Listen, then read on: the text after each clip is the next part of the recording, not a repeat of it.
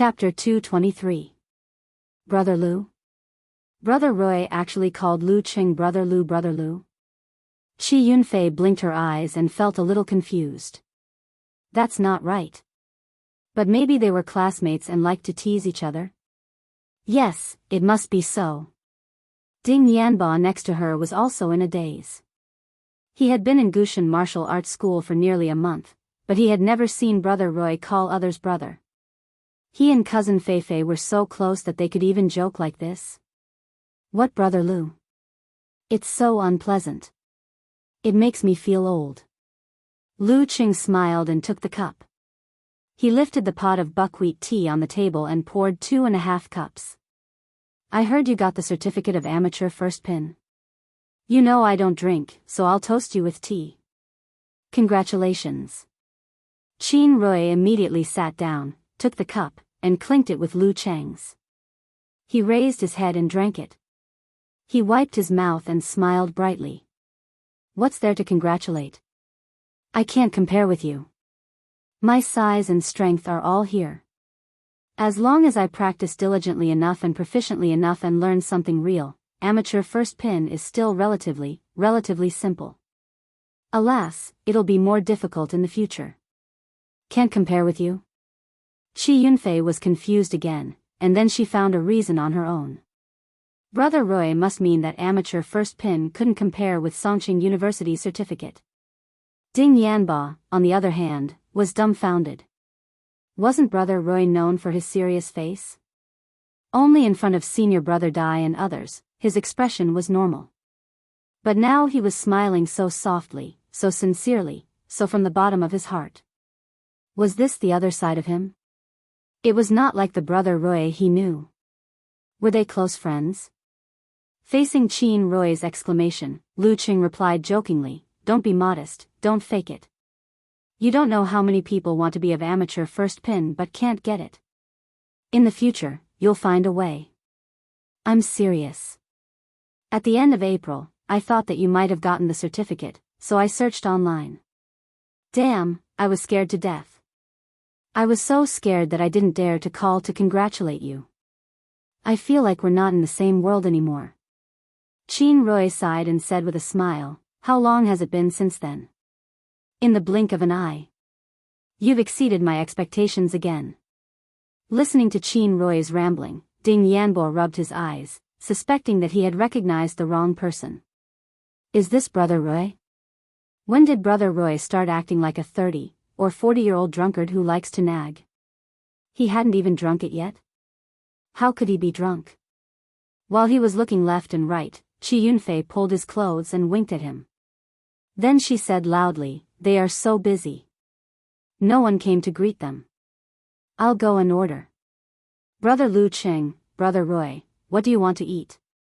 What would you like to drink?" 10 skewers of chicken wings, 10 skewers of chicken tips. Lu Qing followed his usual menu and ordered. The main dish is eggplant. I'll start with 6. Qin Roy, what else do you want? Qin Roy shook his head. I only finished eating at 7 p.m. I don't have much of an appetite. I'll just eat a little. Give me a can of coconut juice. I've also quit drinking. Huh, good job. Lu Qing turned to look at Chi Yunfei. I want another can of herbal tea. You can take care of the rest. Okay, Chi Yunfei took Ding Yanba to the barbecue rack.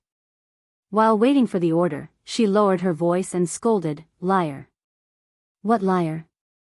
Ding Yanba was confused by the scolding. You said Brother Roy was very cool and serious. Chi Yunfei glanced at her boyfriend. Why can't I see it today? He's smiling like a flower.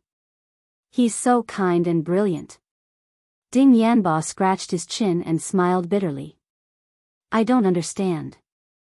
Maybe he has a good relationship with your brother. Feifei, you said your brother is also practicing martial arts, and he's very good. Brother Roy just said that we can search for him on the internet? How do I know? I haven't searched for him. Chi Yunfei was also full of curiosity and urged him. You should search for him quickly. Okay. Ding Yanba took out his mobile phone, opened the web application and entered Lu Cheng's name. After thinking about it, he felt that it might not be safe. He asked again, "Is your brother from Songqing University?" "Yes, I've told you many times," Qi Yunfei said angrily.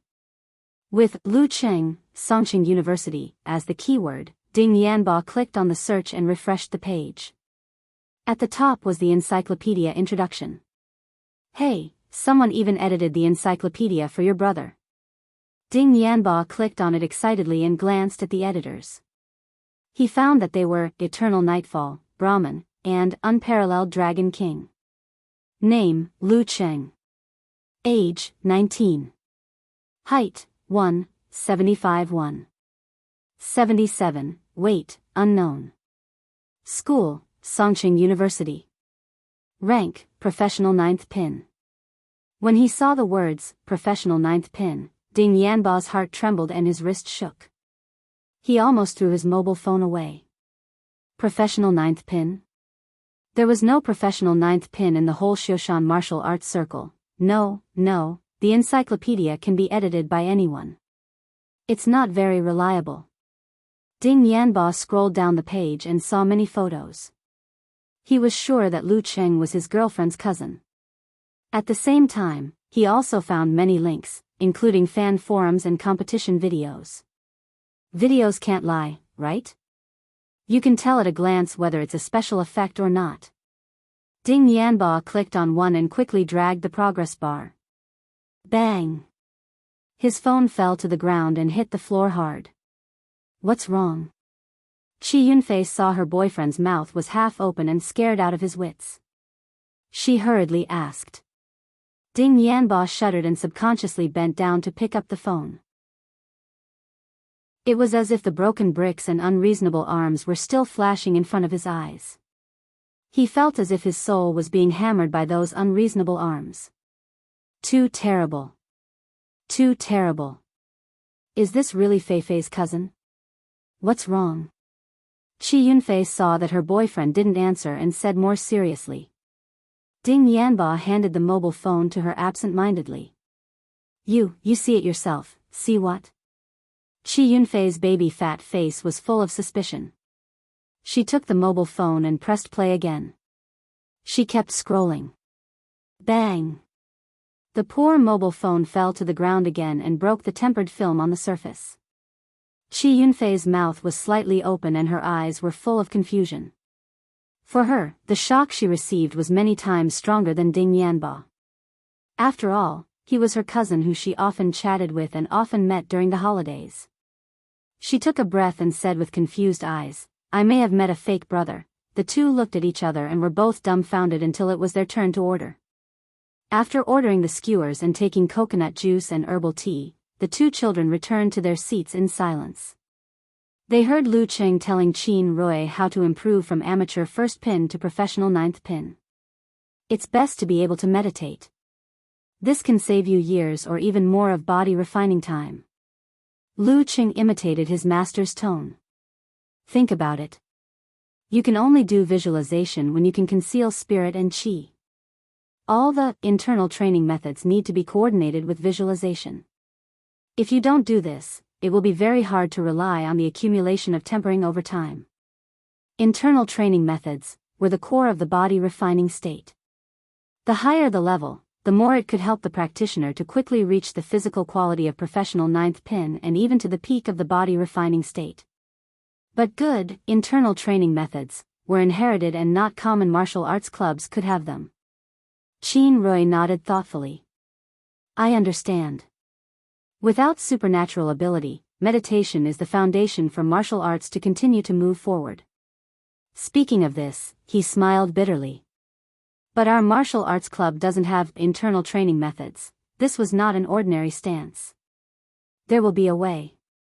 As long as you can meditate, there will always be a way to get internal training methods. For example, the prize of the preliminaries, or the Martial Arts Association, or the ones circulating on the market. Lu Cheng comforted Qin Rui. The Martial Arts Association was often abbreviated as the Martial Arts Association to show its closeness to the people. Qi Yunfei, who came back with the drinks, sat in silence, looking like a quiet, cute, and well-behaved girl. Her eyes kept wandering between Lu Qing and Qin Rui.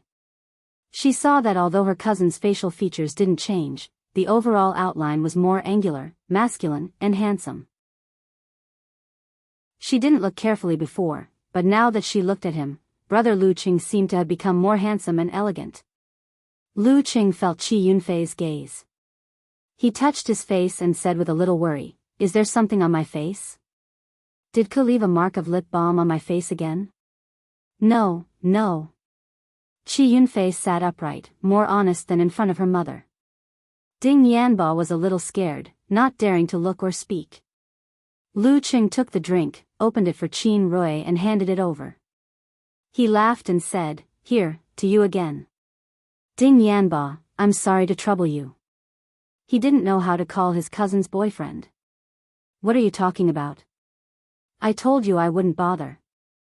Qin Rui clinked his can with Lu Qing and took a sip with a smile. Qi Yunfei rolled her eyes and pulled Ding Yanba, who was confused, and urged, "Didn't you say you wanted to toast brother Lu Qing? Didn't you want to say thank you to him?" "What?" Ding Yanba subconsciously wanted to refute, but his little girlfriend stared at him, so he nervously picked up the soy milk bottle and said, "Brother Lu Qing, thank you for your help." Lu Qing clinked with him and took a sip. When he was about to speak, Qin Rui interrupted, "Ding, it's your luck to know Qing. He can teach you a thing or two, and you'll be much better than us. Practice martial arts well, don't waste his good intentions." "Yes, brother Rui." Ding Yanba was not a fool. He understood Qin Rui's good intentions and quickly said to Lu Qing, "Brother Lu Qing, I'll toast you again."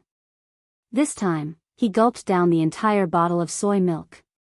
"Practice martial arts hard, don't let Fei Fei worry." Lu Qing smiled and said as a brother.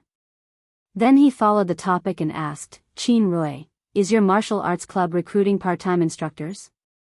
Qin Rui was stunned at first, then laughed and said, "Of course. We're just worried that we don't have enough people. Do you want to come? I have nothing to do because I'm on holiday. Practicing martial arts will cost a lot of money. Well, I don't want to trouble my family, so I want to find a part-time job to practice martial arts." Lu Qing said frankly. "Good.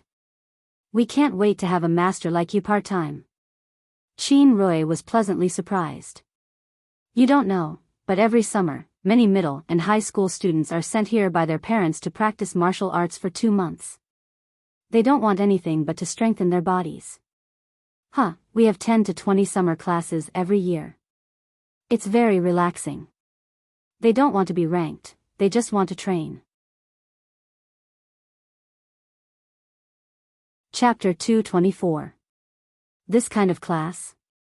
Can't you just find a student with a fixed rank? What's there to worry about? Lu Qing's stomach was rumbling, and the barbecue was not ready yet. Qin Rui laughed and said, "You don't understand, do you? Our summer classes are held 3 times a week for half a day each time. Different classes are arranged on a staggered basis. There are several levels of tuition fees. Randomly finding a student with a fixed rank to teach us is the lowest level. It costs 888 yuan for 2 months. Among the more powerful students, it costs 1,288 yuan. For inner disciples like us, it costs 2,088 yuan. Nominally, we are learning from my master. Not only is the fee, but we also need to have connections and background. That works?" Lu Qing listened with great interest.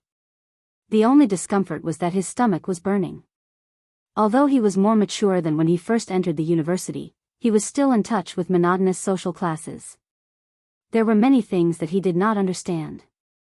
Qin Rui gently patted the table and said, "You don't believe me. In the beginning, we didn't want to divide the classes so carefully. But some parents were dissatisfied. Oh, how can my child practice with so many people? What can I learn? What if I can't take care of him? What if he bumps into something? Do you have a better class here? Fewer students, more powerful teachers, and money is not a problem." He said the last few words with a pinched throat. He imitated it vividly. Qi Yunfei and Ding Yanba, who were like two little quails, couldn't help but laugh. The latter never thought that Brother Roy had such a side. The heart of comparison is the source of human progress. Lu Qing faked a famous quote. He sniffed and smelled the barbecue aroma. Qin Roy took a sip of coconut milk and said, "College students are good at talking. Who doesn't have the heart of comparison? If you come here part-time, your class will definitely be the highest level. And believe it or not, you can definitely line up if you want to sign up. This is a rare professional ninth pin in Shushan." Before he could finish his sentence, Lu Qing humorously added two more words. Live. Puff. Qi Yunfei almost spat out the soy milk she just drank. Qin Roy laughed a few times and caught his breath. You're a living advertisement. The other dojos can only stare at you helplessly. We definitely want you to come. You don't have to advertise me too much, do you? In this aspect, Lu Cheng's face was still relatively thin. Alright, if you like to keep a low profile, then keep a low profile. Qin Roy said frankly, I can't decide how to do it. I'll ask my master tomorrow, and I'll call you then. He wasn't the dojo master, so he couldn't promise a certain amount of salary or bonus right now. Okay, sorry to trouble you. Lu Qing thanked him sincerely. At this time, he finally saw the first batch of barbecued meat being delivered. After that, he replied to Yan Zhika's messages and chatted with Qin Roy about the recent situation of his high school classmates and the anecdotes of the martial arts circle in Shushan. When he was full, it was almost 9:30 p.m. After paying the bill and saying goodbye, Lu Qing glanced at his cousin. Fei Fei, it's getting late. Why don't you follow me back? Okay. Qi Yunfei nodded briskly. Lu Qing was surprised that she was so honest. He thought that she would dawdle and say a few words of resistance. Since when did the little devil become so easy to talk to? He didn't show his doubts and led the little girl to say goodbye to Qin Roy and Ding Yanba. They stopped a taxi and went straight to their own community. In the car, Qi Yunfei maintained a quiet and silent attitude, which surprised Lu Qing and made him wonder what happened to her. She was so lively and cheerful just now. Fei Fei, what's wrong with you? You don't seem to be in a good mood. Lu Qing looked at the taxi driver in front and asked with concern. Qi Yunfei seemed to wake up from a dream and said, I'm a little sleepy after playing all day. I'm sleepy too. I didn't take a nap. Lu Qing covered his mouth with his hand and yawned. He smelled the strong smell of barbecued meat. After entering the community and returning home, he saw his mother, Qi Fang, as soon as he opened the door. You little bastard, why are you back so late? Where did you go? Why did you two come back together?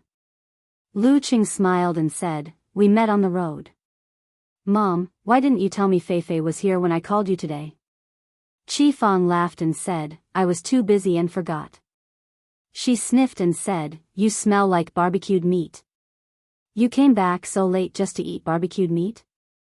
Let me tell you, this kind of food is unhygienic. Who knows if the meat they use is good or bad? You should eat less. The familiar nagging and concern made Lu Qing unable to muster the slightest desire to talk back. He answered perfunctorily, okay. Qi Fang said for a while and suddenly patted her head and said, oh, I almost forgot to tell you. Qing, you sleep in the living room tonight. Give the room to your sister. Mom, is she my biological sister? It's my first day back. Lu Qing joked. Qi Fang walked back to the sofa and sat next to Lu Jisheng. She laughed and said, only biological sisters dare to do that. Hey, Mom is getting sexier. Lu Qing laughed secretly and didn't hurry to pack up. He sat on the single sofa and planned to chat with his parents for a while. Qi Yunfei greeted him and went into the room. She found a change of clothes and went straight to the bathroom to take a shower. Lu Jisheng pushed his gold-rimmed glasses and looked at Lu Qing with a smile. Good, you are in good spirits. Practicing martial arts is very useful. Hearing this, Qi Fang came to her senses. She took a breath and carefully looked at her baby son. In the end, she said with a smile, "If your dad didn't say it, I would have missed it. I was just looking at whether you lost weight or not. Good spirits, much smoother than your dad when he was young." Smoother was a Shushan dialect, which meant handsome. "Why are you talking about me again?" Lu Jisheng complained. He took a sip of tea and pondered for more than 10 seconds. "Cheng, is the cost of practicing martial arts very high?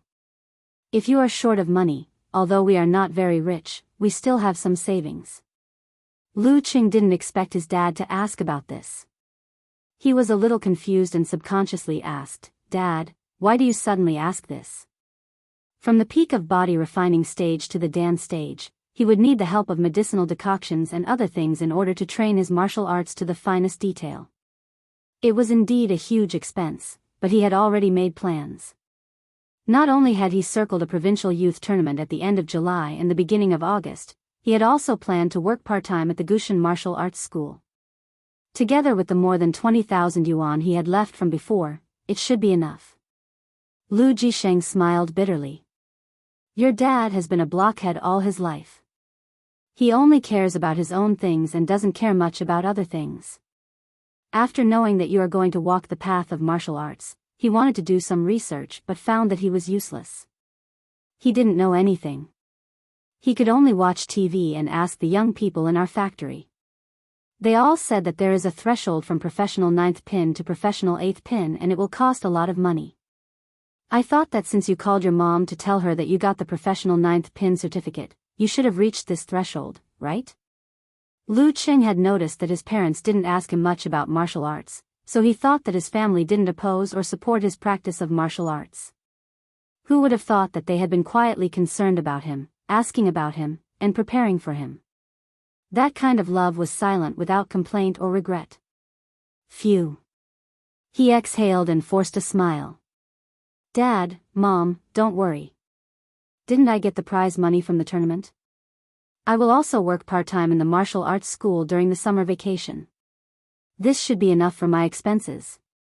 If not, I will ask you for more." It was hard enough for his parents to pay for his tuition and living expenses. "Keep that little money for yourself. Don't be too thrifty. You will be looked down upon by your roommates and classmates." Qi Fang interrupted. "What do you mean by that little money?" Lu Qing couldn't help but laugh. "I still have more than 20,000 in my card." He only told his mom that there would be a bonus for the preliminaries but didn't specify how much. Qi Fang naturally thought that it was a small amount of 800 to 1,000. More than 20,000? Qi Fang opened her eyes wide and Lu Jisheng couldn't help but push his glasses. "Damn, I accidentally exposed the amount of my private savings." Lu Qing quickly smiled and said, "That's right. With your son's current ability, it's very easy for him to earn a few thousand yuan. You should save your money and strive for a bigger house.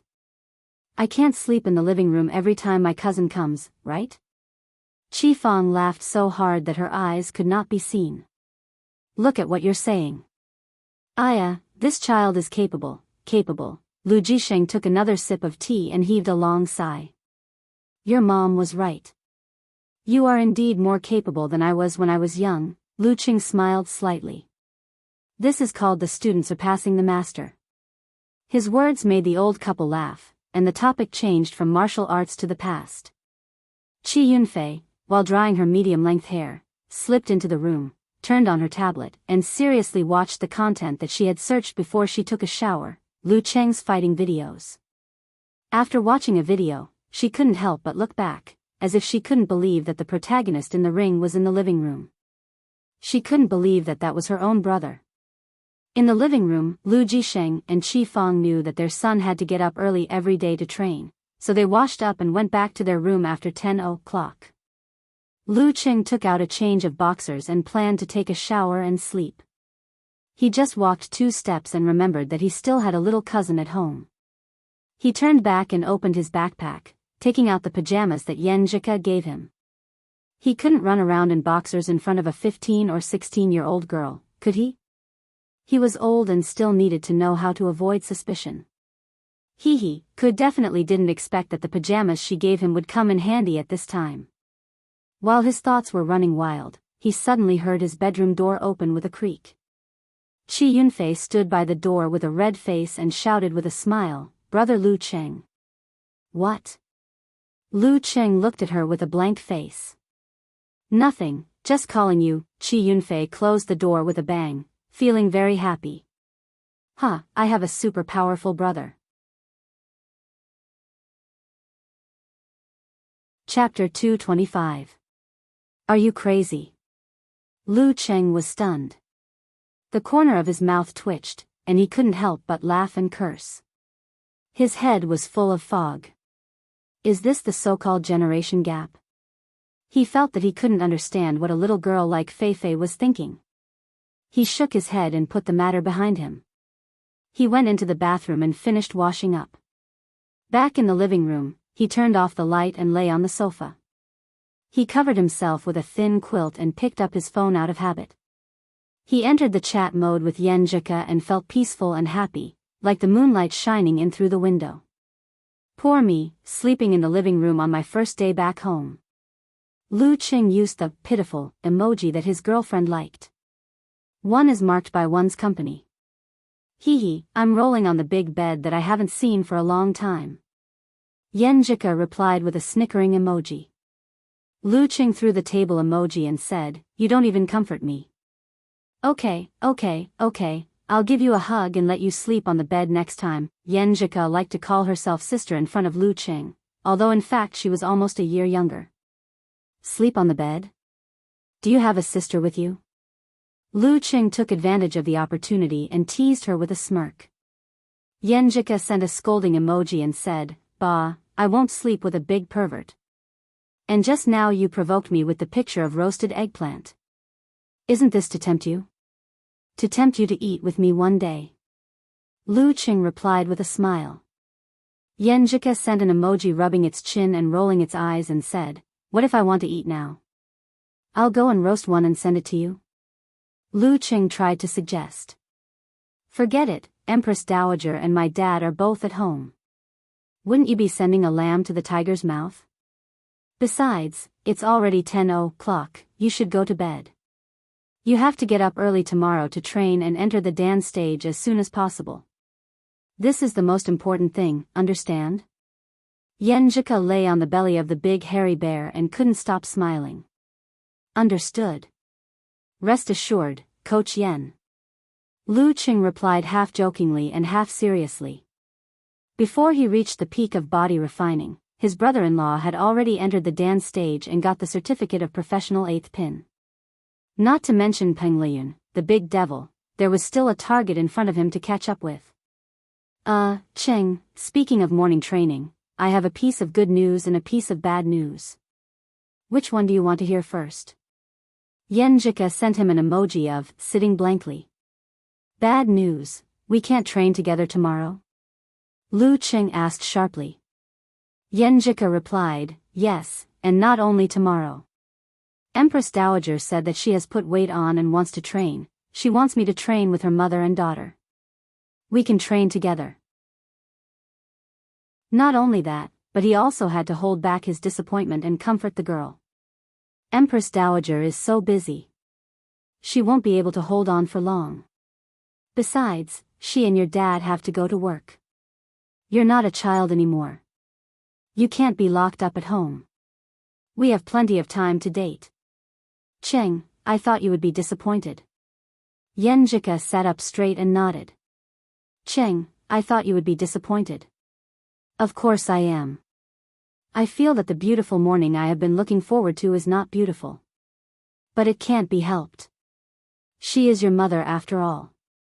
Lu Cheng replied honestly. Then he added, "You should eat less breakfast tomorrow." Yen Jika's dimples appeared and her eyes were gentle because of his previous words. She suddenly saw this strange sentence and asked, "Why?" "It's a secret." Lu Cheng would not tell her that he wanted to send her breakfast, the zongzi she had been dreaming about for a long time. "Secret?" You want me to eat less breakfast, so you want to send me something to eat, right? What kind of breakfast do I want to eat in Shushan? Yenjika sent a, there is only one truth, emoji. Well, you want to send me that zongzi? Lu Qing replied, you are so smart. You guessed it so quickly. Where is the promised surprise? Hey, I am a famous detective. Yenjika, who was wearing a white nightgown, held her phone and rolled on the bed. Her mouth was slightly closed and her eyes were slightly curved. Her smile was very obvious. She only felt that this smart compliment made her so happy. It was even better than the surprise of sending a zongzi for breakfast. This was not only the reflection of the reasoning ability, but also the understanding and tacit understanding between the two parties. After laughing for more than 10 seconds, she said, but my dad is going to make breakfast for me tomorrow. I haven't tasted his cooking for almost a year. I have to go to my grandpa's house tomorrow night and accompany my grandpa the day after tomorrow. So I can only do it the day after tomorrow. As she spoke, she felt a little guilty and wanted to make up for it. Okay, then the day after tomorrow morning. Lu Qing exhaled. Sure enough, he could not be with Ku every day. Yenjika replied, I will come to see you when I am free. I can also go to see you. Lu Qing adjusted his mood and said with a snicker, by the way, what is the good news? Good news? Yenjika chuckled and leaned on the pillow. She rolled her eyes and a faint blush appeared on her cheeks. She bit her lower lip with her pearly white teeth and slowly typed on the keyboard on the screen. The good news is, Cheng, I am starting to miss you. Lu Cheng's heart was hit and became unusually soft. He smiled faintly and replied, I'm sorry. I miss our cuckoo too. At this moment, he only felt that the moonlight was peaceful and the night was gentle. Time flew by and it was already 10:30 p.m. Lu Qing said good night to Yenjika and posted the picture he had taken at the barbecue on Weibo, along with the caption, first meal back in Shushan. He did not like to do these things. He only updated once every 10 days or half a month. After posting, he logged out of QQ and put his phone aside. He enjoyed the peace of the night and the affection shown by Yenjika just now and fell asleep contentedly. The next morning, he woke up naturally and quietly finished washing up. After changing into the navy blue martial arts suit, he unlocked his phone screen and logged into QQ again. He sent a message to Yenjika with a laughing emoji, the handsome one is up. The beautiful one is sitting on the bed. Yenjika replied with an emoji with circles in its eyes. After chatting for a while, Yenjika struggled to get out of bed. Lu Qing glanced at the replies he had received yesterday. Fatty Jiang was the first one. Qing, you are not at home on your first day back in Shushan? Or are you not at home again? Hehe, I am on the train today and will arrive in the evening. Remember to treat me to dinner. A man with a girlfriend must treat to a big meal. Lu Qing was about to reply to him and say something like, a fat man shouldn't think about a big meal. But he saw other replies from the corner of his eyes. Qing Chili replied with a shocked emoji, what? Qing, you have a girlfriend? Qin Rui replied with a shocked emoji, Qing, when did you have a girlfriend? Is she your college classmate? Qiu Hailin replied with a laughing emoji, I didn't expect you to solve the problem of being single in your first year in college. Qiao Lele, who was sitting at the same table, replied with a smile, I didn't expect it either. This is not the Lu Qing I know. When will you show us what your girlfriend looks like? Damn, Brother Lu, a barking dog doesn't bite, right? I am still single. Tao Xiaofei jeered behind them. Lu Qing was in a daze. There was only one thought echoing in his mind. Damn it, Fatty Jiang is such a big mouth. After a round of training, Lu Qing consolidated the realm of the peak of body refining. He recalled the conversation with his master before leaving school. The meaning of withdraw must be understood through the process of integrating the strength of the whole body into one. Otherwise, it will be a rootless tree without a source of water. This is why you can't practice it in advance until you reach the peak of body refining. Gieserscher said as he drank a mouthful of wine happily. Lu Qing was surprised and blurted out, "Master, you use the words so well, so cultured." Geezer smiled proudly and said, "That's what my master told me."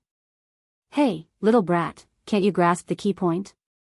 Don't think that the dance stage is easy just because you've mastered meditation and can look inward. After all, this is the first threshold on the road of martial arts. I won't say more. I'll just give you 10 words. Human body Big Dan, round and bright. Next, you have to figure it out by yourself. If you can't figure it out, you can ask me again.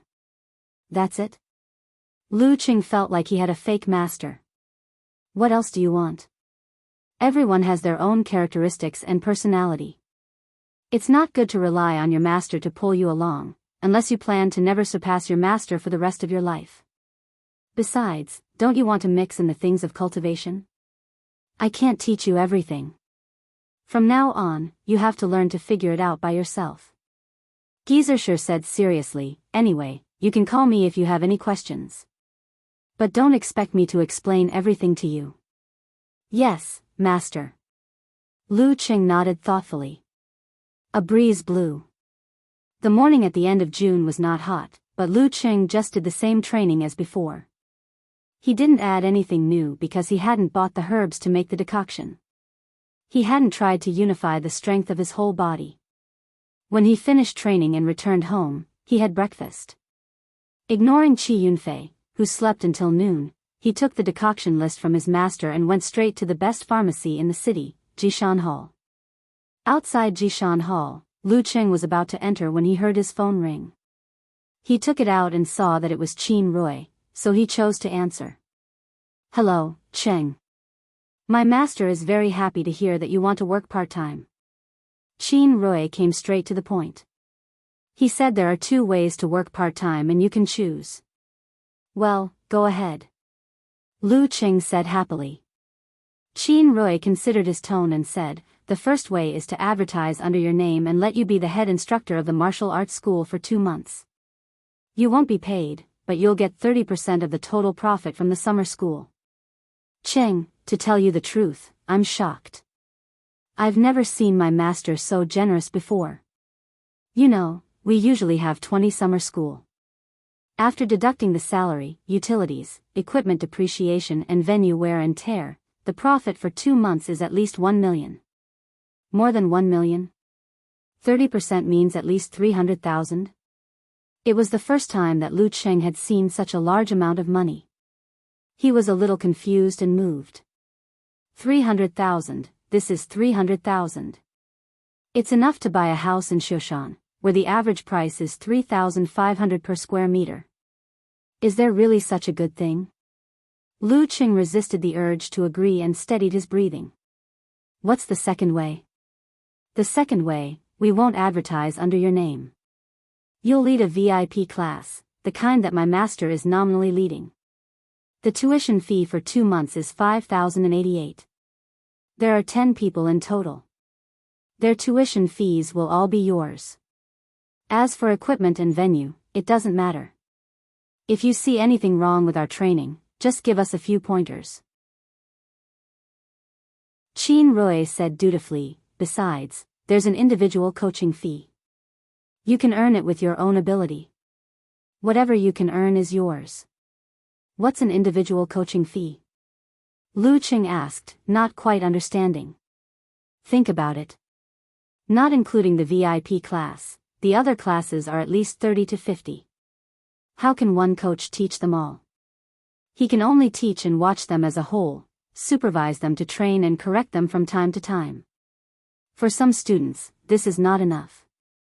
They want to have a one-on-one coaching and correction. That way, the effect will be much better. But this requires additional money. For people like me, it's 300 per hour." Qin Rui said with a smile. "As for you, we'll decide later. To be honest, I want to ask you to coach me for a few hours." "Huh, you're free." Lu Qing replied with a smile. Qin Rui continued, "This kind of coaching fee, we have to share it with the martial arts school." "You don't have to." The latter was obviously not as good as the former. After all, it was a small class of 10. One-on-one coaching was not very meaningful. Lu Qing was very tempted by the bonus, but he was very clear that it was a bit too much for a professional ninth pin fighter. If there's something abnormal, there must be something wrong. I can't be blinded by greed. I'd better ask my master. The older the ginger, the wiser. Thinking of this, Lu Qing smiled and said, "Qin Rui, I'll think about it and give you an answer." "Okay, I'll wait for your call." Qin Rui answered quickly. Chapter 226. Lu Qing took a deep breath and shook his head, trying to calm himself down in the face of the temptation of money. After a few seconds, he found his master's phone number and dialed it. After a cheerful melody, Geysershur's coughing voice penetrated the receiver. "Hey, brat, cough, you encountered a problem so soon?" "Master, no, it's not a problem with martial arts. It's something else." Lu Qing explained first. "Then tell me, what's the matter? Did you kill someone again?" Geysershur asked casually. "Well, in your eyes, am I a homicidal maniac?" Lu Qing complained in his heart. He briefly explained his idea of making money by part-time jobs and the two choices of Gushan Martial Arts School. In the end, he asked, "Master, which one do you think I should choose?" "According to your heart, you want to choose the first one, right? With hundreds of thousands of you on there, how can a student like you not be tempted?" Geysershur laughed.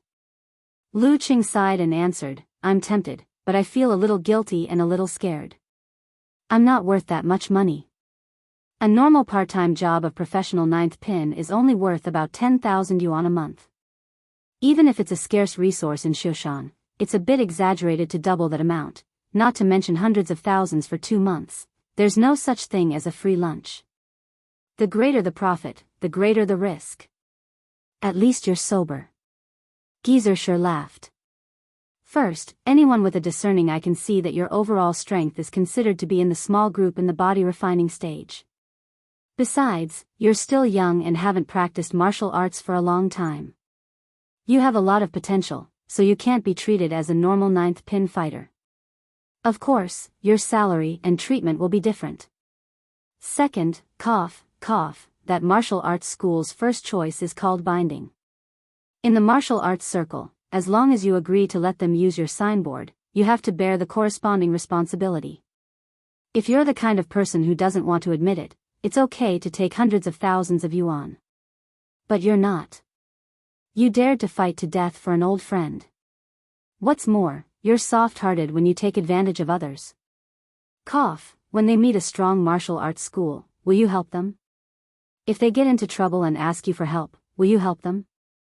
Are you going to hold them accountable for using your name to bully others?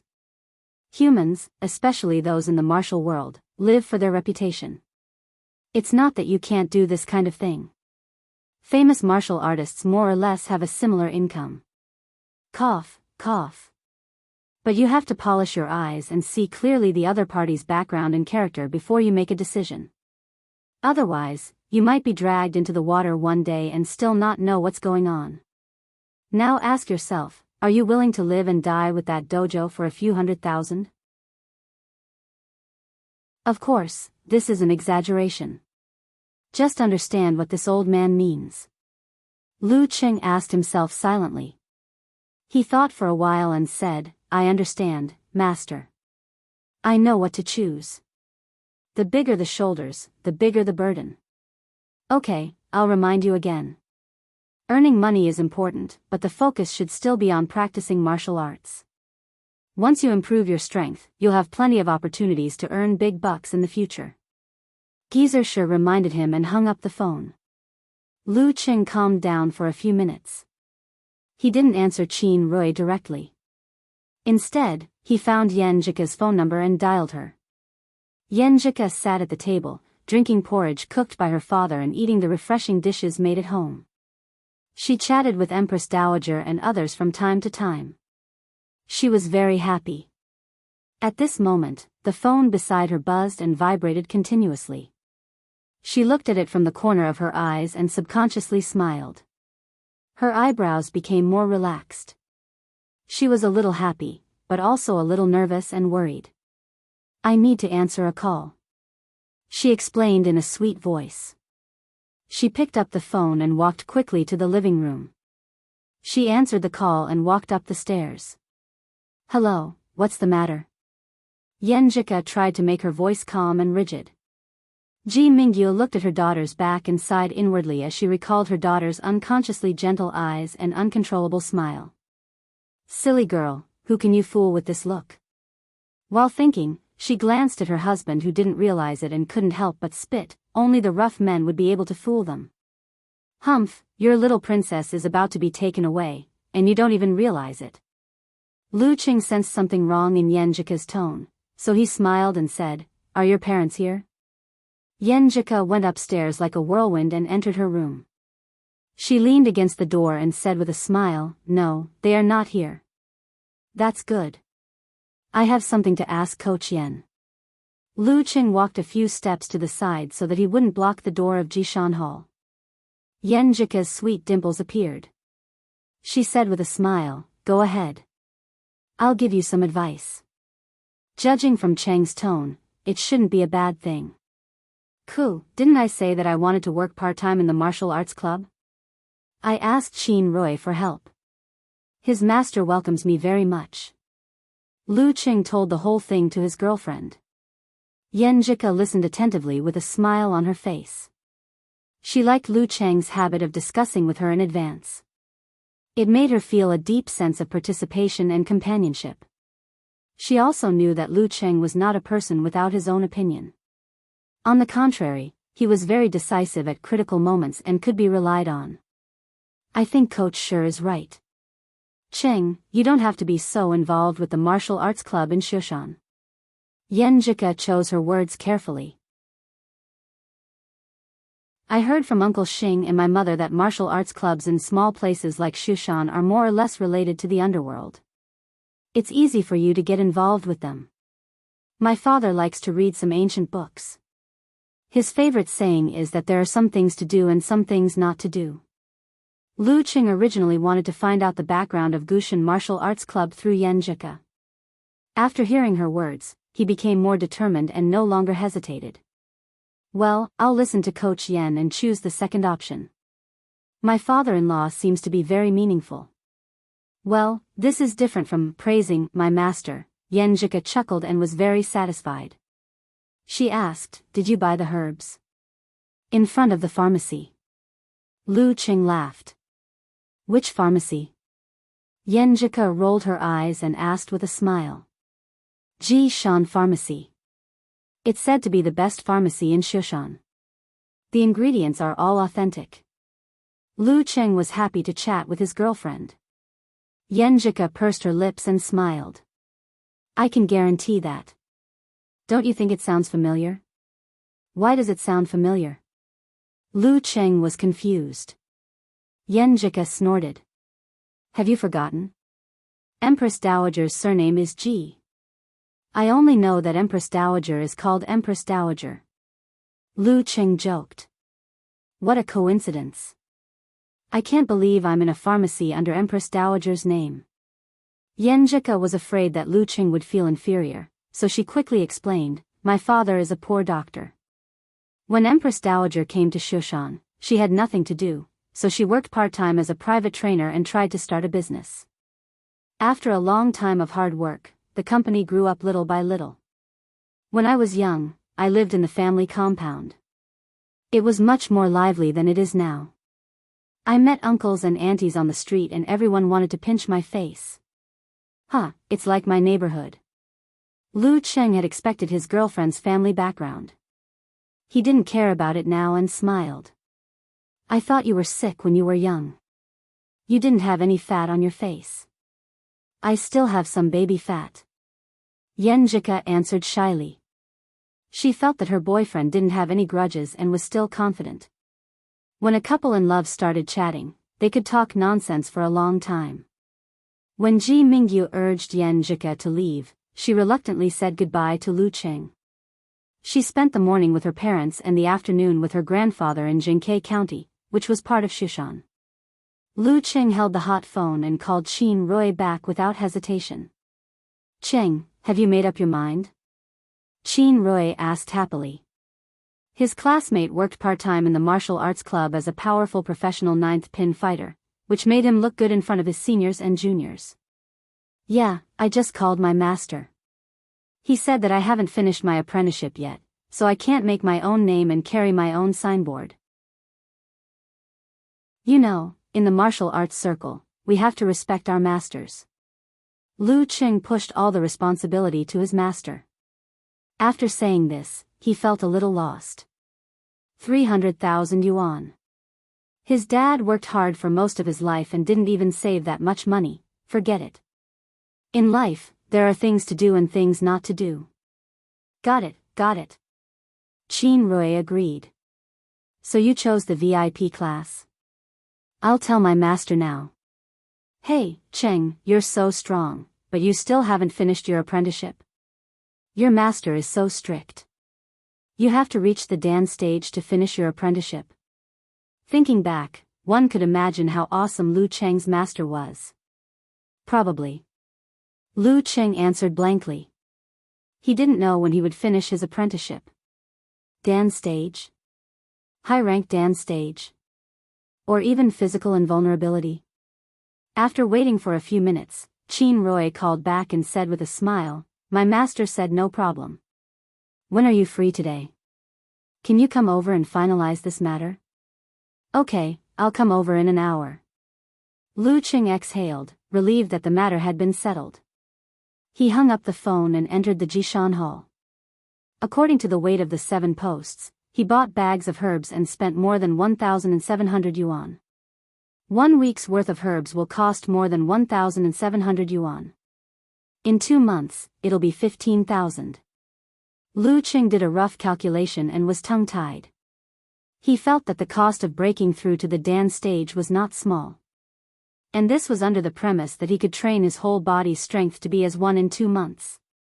No wonder Ku always asked him to save the money, because he wanted to keep the formula a secret. He didn't choose to ask the pharmacy to brew it for him. Carrying the bag, he went home first and then went straight to the Gushan martial arts school. When he arrived at his destination, he paid the taxi fare but didn't rush in. Instead, he tidied up his clothes and flicked the dust and hair.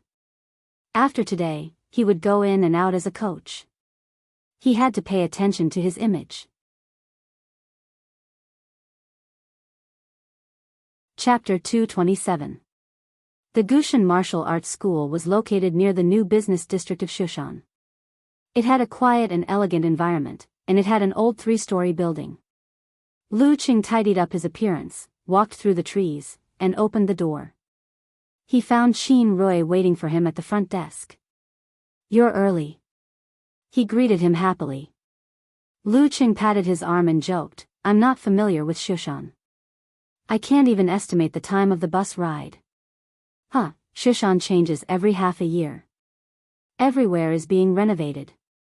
Qin Rui replied and led Lu Qing inside. After entering, Lu Qing found that the Gushan Martial Arts School was really big. The training ground on the first floor was several times bigger than the Hongluo Martial Arts School he had been to before.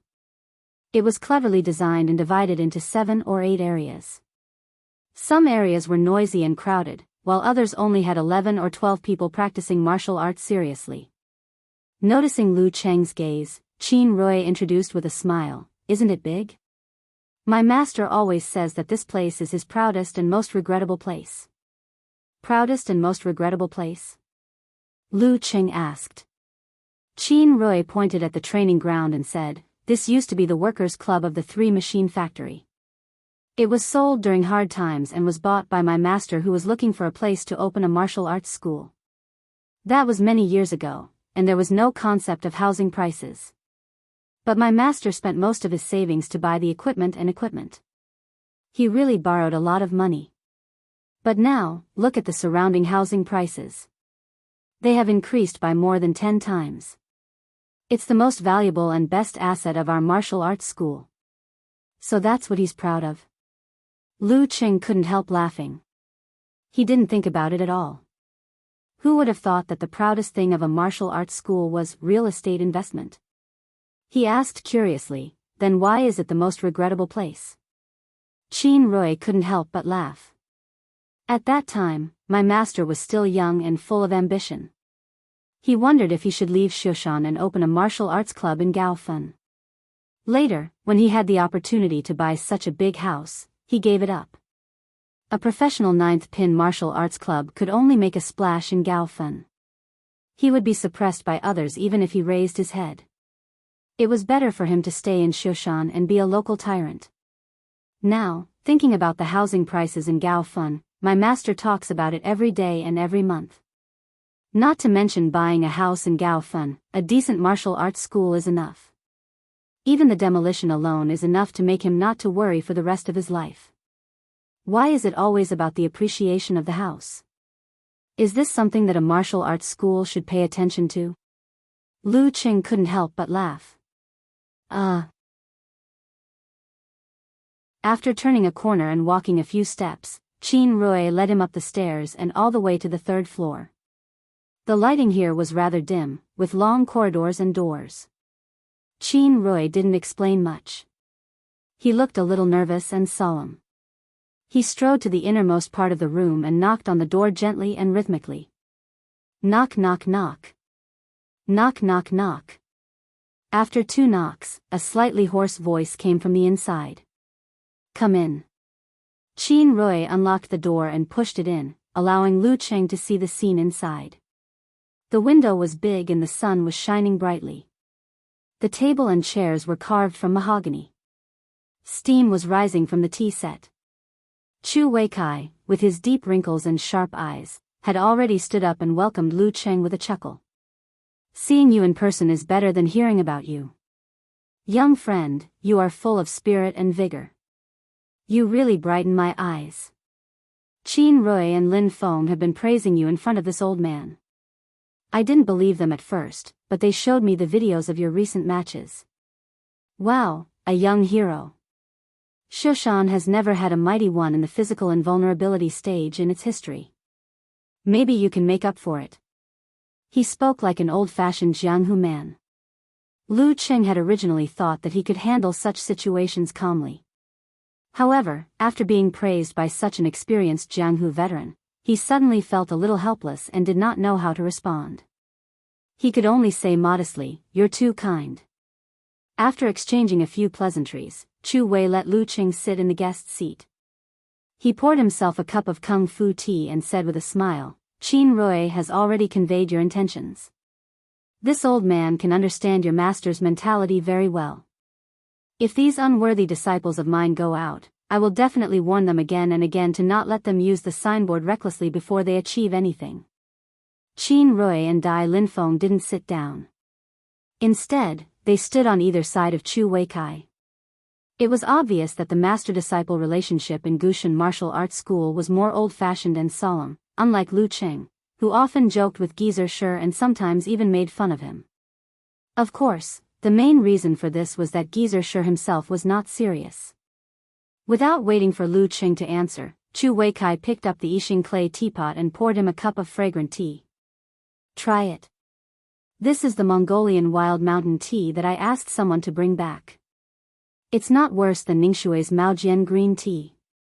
The water was light yellow and moist. Lu Qing took a sip and felt a strong bitterness. Following that, the taste buds on his tongue seemed to have come alive, throbbing with layers of sweetness. The aftertaste was endless. Good tea. He didn't know anything about tea, so he could only give a superficial compliment. Chu Weikai smiled reservedly and said, there are now 3 VIP classes. I'm old, so I usually just look around and give a few pointers. Most of the time, Lin Feng is in charge. There are 2 classes that come every holiday, and Lin Feng is more familiar with them. I'm afraid they won't be able to adapt to a sudden change of coach. I can only give the remaining class to you first, and then we'll recruit another one. This class is every Monday, Wednesday, and Friday from 9 a.m. to 12 a.m. Are you okay with it? No. Lu Qing thought for a while and added, what if I have something to do at the last minute? Find someone to fill in for you or change classes. Chu Weikai waved his hand and asked Dai Lin Feng to take 4 sheets of white paper from the desk. I know it's your first time as a part-time coach. I was worried that you would be worried, so I specially asked Lin Feng to make a contract. Words are not proof, so it's just black and white. Look, the contract is very simple. They didn't ask a lawyer to make it. They made it so fancy that even an old man like me can't understand it. The 4 sheets of white paper meant that there were 2 copies of each one, but there were only 2 copies of the real contract. There were about 7 or 8 clauses, mainly stipulating a few things. First, the payment method.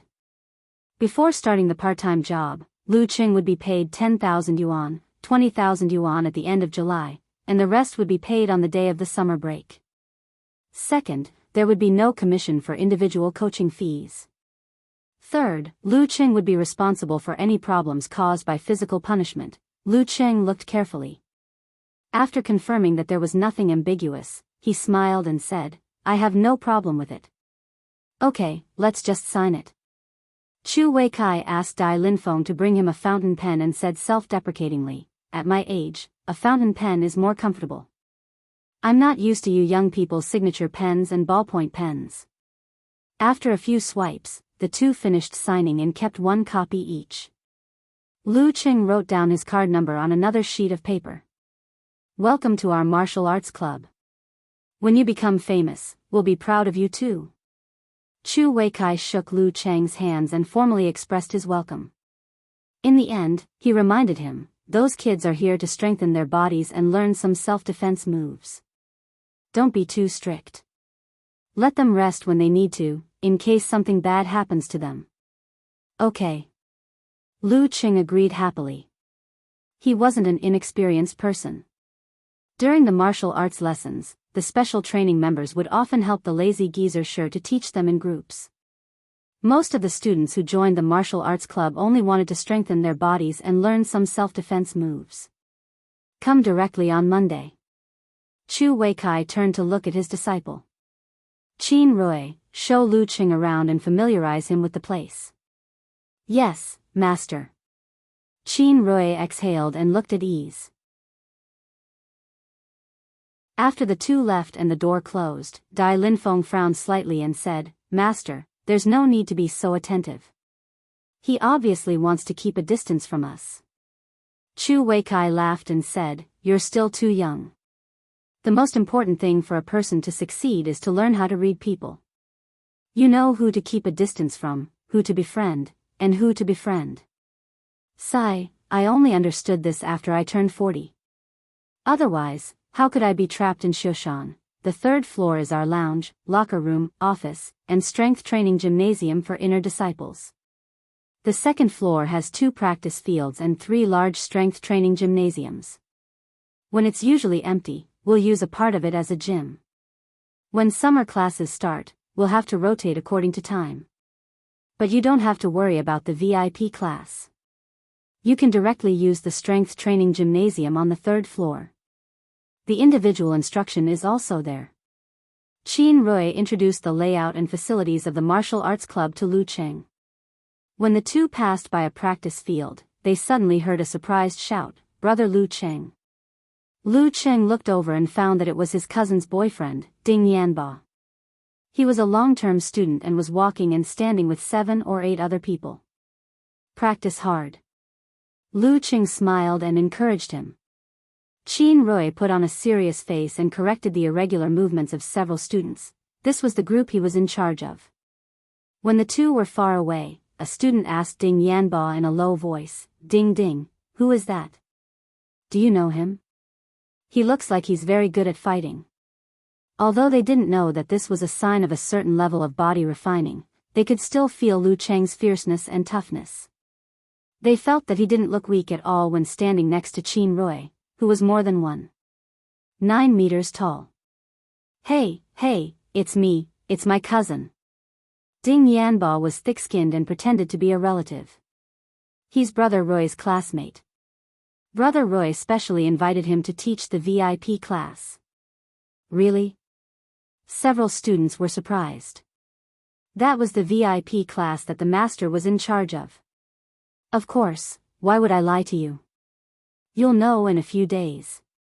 Ding Yanbo was so excited that his face turned red. I haven't told you that Brother Lu Qing is very likely to be the head coach of the martial arts club. This was what Qin Rui had mentioned when they were chatting. When the other students were about to ask, they saw Qin Rui stop and yell back, "What are you talking about? Don't you want to eat?" Suddenly, several students kept quiet out of fear and didn't dare to make a sound. Seeing this, Lu Qing found it funny and said, "You're very dignified." "Of course I am. These bastards dare to slack off when I smile at them. Qing, when you teach the VIP class on Monday, you should show them your power at the beginning. They'll be scared of you and then it'll be easier to control them later. Otherwise, kids at this age can turn the sky upside down." Qin Rui imparted his own experience. Lu Qing nodded thoughtfully and said, "Okay. How should I show them my power?" This is a really troublesome question. While he was thinking, Qin Rui asked in a low voice, "Qing, are you going to participate in this youth tournament?"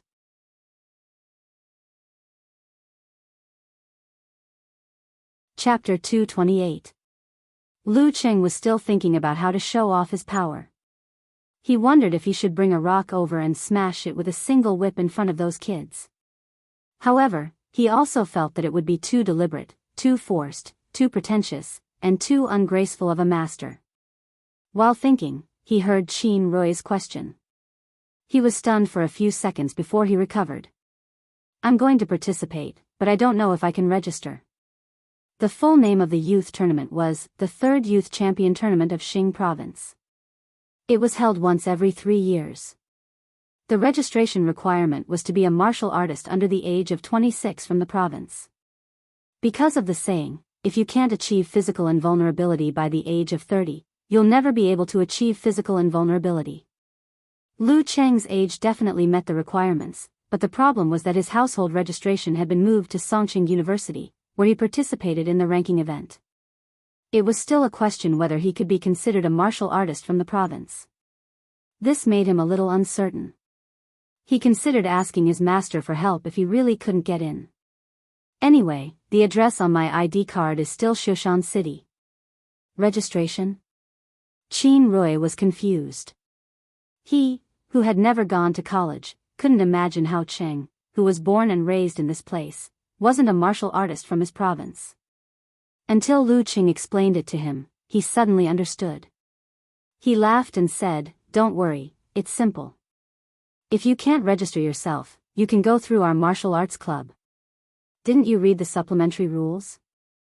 Martial artists from the province, including those who work in the province, can register through their company or unit." Then I'm relieved. Lu Qing was relieved and showed a sincere smile. This was the challenge tournament that he had carefully selected. It perfectly met the requirements of having a lot of money, being at the right level, and not having to travel too much. As for other competitions, there were some good ones. For example, the Battle of the Kings, which started in mid-August every year and ended in early April next year. Even if Lu Qing wanted to participate, he would still be beaten up badly. He didn't have the strength to get the prize money at all. The Youth Martial Artist Championship competition of Xing Province was jointly organized by the provincial government and the Provincial Martial Artist Association. At first, it was intended to be a benchmark to encourage young martial artists to work hard and change the image of a weak province. However, after the competition started, they found that the viewership ratings were quite good. After all, the fighting styles of physical invulnerability experts and high-ranked dance stage experts were very different from low-level fighting with bare hands and feet. Many of the audience liked to watch thunder and fire, but they also liked the feeling of blood boiling when fists hit flesh. Therefore, after the first batch, there was a second batch, and then a third batch. With the rise of live streaming, the broadcasting fees increased rapidly, and so did the prize money. This year, the plan announced was that the top 32 would be given a prize money circle. It was not a progressive system. The champion would get 600,000 yuan, the runner-up would get 350,000 yuan, the third and fourth would get 200,000 yuan, the remaining 4 in the top 8 would get 100,000 yuan, the remaining 8 in the top 16 would get 50,000 yuan each, and the remaining 16 would get 10,000 yuan each. Lu Qing didn't know much about the martial arts circle in this province, but according to the information obtained from the internet and Yanzhika, there were at most 7 or 8 Dan stage fighters under the age of 26, and even fewer professional 9th pin fighters with supernatural abilities. As long as his luck wasn't too bad, he would be guaranteed to be in the top 32. He might even be able to compete for the top 16 or even the top 8. If he could gain a lot from this month's training, Lu Qing felt that he would have greater ambitions. Qin Rui laughed and said sincerely, "Actually, this is our martial arts club's advantage. Think about it, when the time comes, the commentator will definitely say that you are the coach of the VIP class of Gushan Martial Arts Club in Shushan City. With your strength, you will definitely be in the top 32. Then our martial arts club's fame will spread beyond Shushan to the whole province. Hee, maybe you will even be on the Xing province young fighters roll call." Lu Qing had looked up the information about the youth tournament, so he naturally knew what the roll call was. It was a summary program of the youth tournament that Xing province satellite TV imitated the ancient customs. Only the top 16 fighters and outstanding fighters in certain aspects would be invited for an interview, and then they would be given a nickname they made up on their own. Most of the time, it would be very melodramatic, such as Little White Dragon, Ultimate Boxing King, and so on. Because he would always associate it with the Donglin roll call, Lu Qing didn't have the slightest interest in it. He laughed and said, "Will you also participate in the program?" "Yes, all the inner disciples will participate. This is what we told our parents when we signed up for the summer school. That's why the price is lower than last year's." Qin Rui took a breath and said with a longing look, "Although we definitely won't be in the top 32 and won't get the prize money, we can gain more practical experience. At the same time, we can figure out what level we are in among the young fighters in the province. Then we can find goals and motivation." "Well, this doesn't sound like something you would say." Lu Qing made a joke. Qin Rui smiled bitterly and said, "This is what my master has been nagging about recently. Qing, my master asked you to decide the fee for individual tutoring. How much do you plan to set?" "Why do you suddenly ask this?" "I don't know how much I should charge for my level." Lu Qing answered awkwardly. Besides, he could definitely teach a small class of 10. There was no need to go against his conscience and ask them for individual tutoring. Some money could be earned, but some couldn't. Senior brother Dai went to Gaofen a month ago to inquire about this. The fee for individual tutoring of a professional 9th pin fighter is 500 to 600 yuan per hour. You must be better than the average professional 9th pin fighter, so you should at least charge 800 yuan per hour. Qin Rui said with a smile, "Qing, do you think no one will ask you for individual tutoring? There are only 10 people in the VIP class. It's almost the same as individual tutoring." Lu Qing frowned and said his thoughts. Qin Rui smiled and said, "The ones who will ask you for individual tutoring are not the students in the VIP class, but us inner disciples and long-term students who want to become stronger." This kind of individual tutoring definitely did not involve the teaching of martial arts, so each person could solve many problems in 1 or 2 hours. There was no need to ask frequently. "I see." Lu Qing finally understood that he was a real, discerning person, so he smiled and said to Qin Rui, "Anyway, it's free. Those kids in the VIP class who only wanted to strengthen their bodies would never understand the value of a top professional 9th pin fighter. No, it's too embarrassing to ask for free. How can I face you in the future? Just give me a classmate discount." Qin Rui beamed and said, "I've booked 2 hours of individual tutoring next week. I have to prepare for the youth tournament." "Okay, a classmate discount of 30%. I'll call you when I'm free." Lu Qing could understand Qin Rui's mentality of not wanting to take advantage of others, because he was the same kind of person. In fact, he knew that Qin Rui didn't earn much. Since he was in his own teacher's martial arts club, the cost of practicing martial arts was borne by his teacher, so his corresponding salary was much lower than the normal standard of an amateur first-pin fighter. It was said that his monthly salary before was 2,000 plus commission for individual tutoring. After he got the amateur first-pin certificate, his salary increased by 1,000. Among the inner disciples, Dai Linfeng only had a basic salary of 3,500. Of course, in a place like Shushan, it was not bad. Qin Rui was in a good mood, so he asked casually, "You don't have to visit relatives during the summer vacation, so you should be quite free." "Hee, are you going on a date with your girlfriend?" "Hee." Lu Qing laughed and admitted it. Anyway, Qin Rui already knew that he had a girlfriend. It's all because of Fatty Zhang's big mouth. At this time, the two of them walked back to the first floor. Instead of continuing the topic, they walked toward one of the summer classes. There were only 5 classes of summer students in the gymnasium at the same time. This was the limit. Any more and it would affect the long-term training of the students. As they walked, Qin Rui suddenly felt that something was wrong. Because he didn't think about what he had just asked. Qing found his girlfriend when he was in college. How could he date during the summer vacation? I just asked casually, and he admitted it. Is he going to send her thousands of miles away? Maybe she's from the same province. Maybe she's from Shushan. The more he thought about it, the more he was interested in gossip. He planned to ask someone later to see if there was anyone else in Shushan studying in Songqing.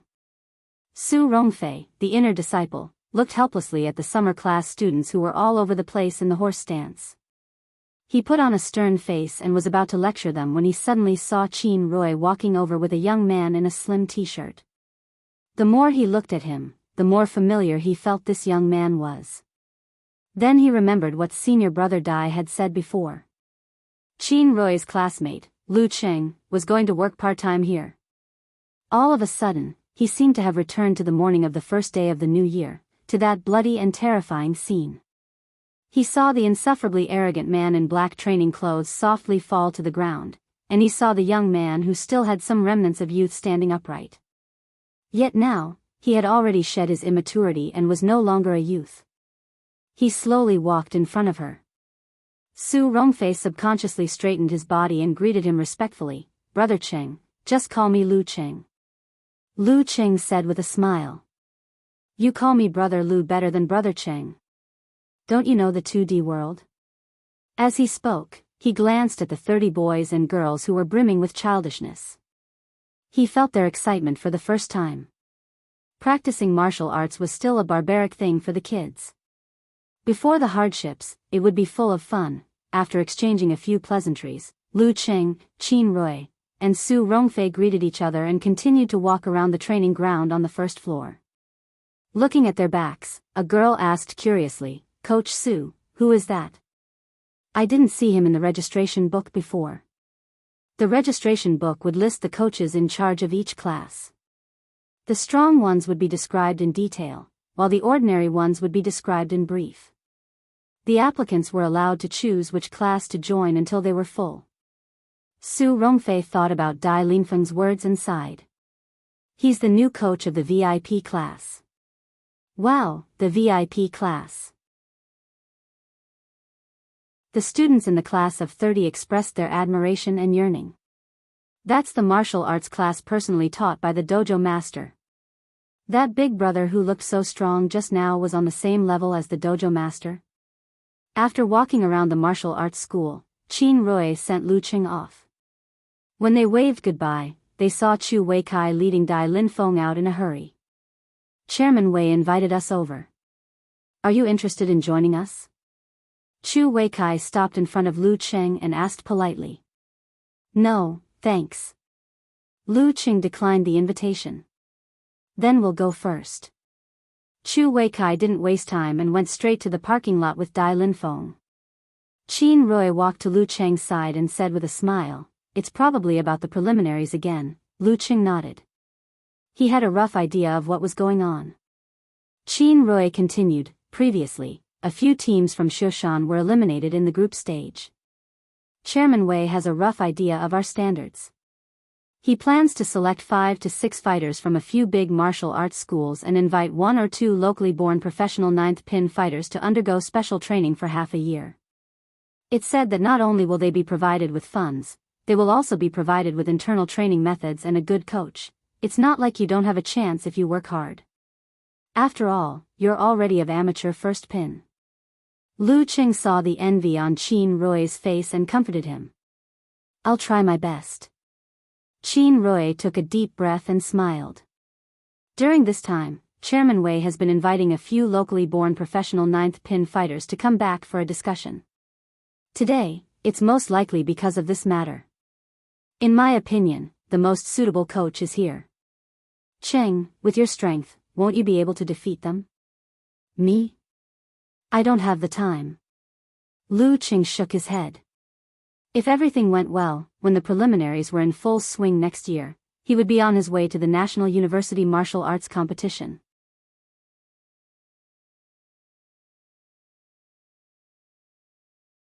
Chapter 229. After saying goodbye to Qin Rui and returning home, Lu Qing found the medicine jar and other things that he had bought online. He followed the instructions of the prescription step by step to complete the decoction. When everything was ready, Lu Qing, who had never done anything like this before, finally heaved a sigh of relief. He looked at his phone and noted down the current time. If he screwed up, it would be a waste of money. At this moment, Qi Yunfei, wearing a short-sleeved nightgown, walked to the kitchen door, rubbed her sleepy eyes and asked, "Brother Lu Qing, what are you doing? Are you sick?" "Doesn't look like it. Practicing martial arts medicinal soup." Lu Qing answered concisely. Oh. Qi Yunfei's face showed that although she didn't understand, she always felt that it was very awesome. Finally, she swallowed and asked, "Brother Lu Qing, is there anything to eat?" "I'm starving." Lu Qing looked at her with annoyance and amusement. "You said you didn't sleep early or late. What's wrong with that? Wouldn't it be better to sleep for 1 more hour?" "Wait, it's already 11 o'clock. My mom will be back soon to cook. Do I have to wait so long? I'm starving.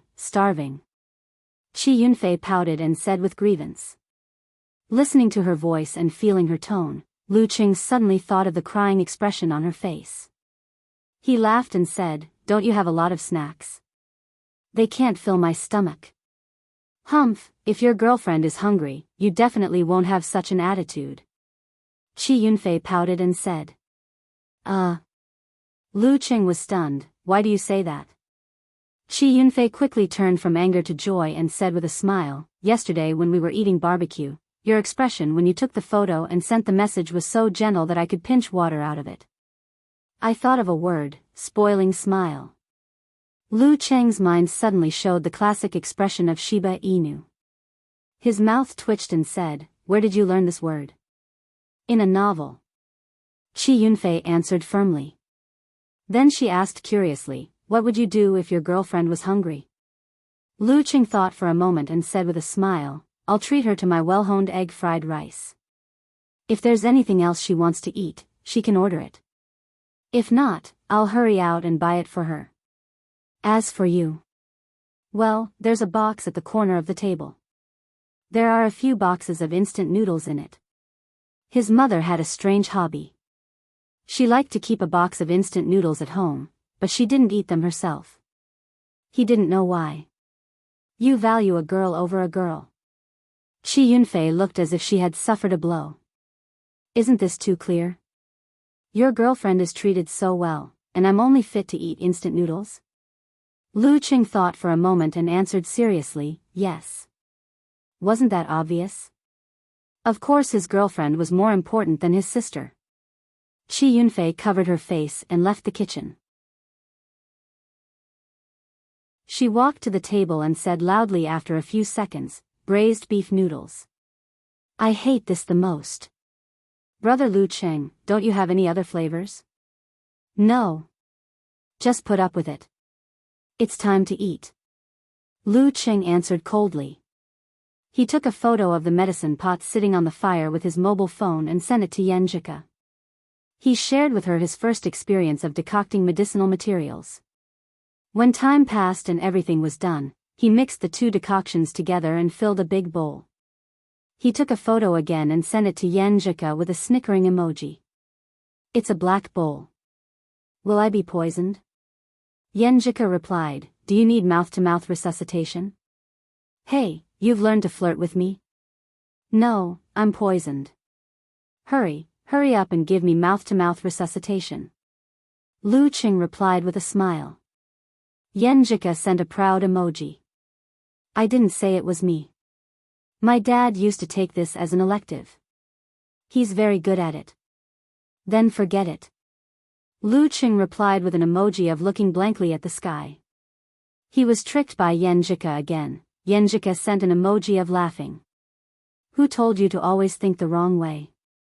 You big pervert. Actually, I've checked the information and asked people. As long as the prescription given by Coach Sure is correct, it doesn't matter if you make a little mistake. At most, the medicine will be a little less effective. Then I'm relieved.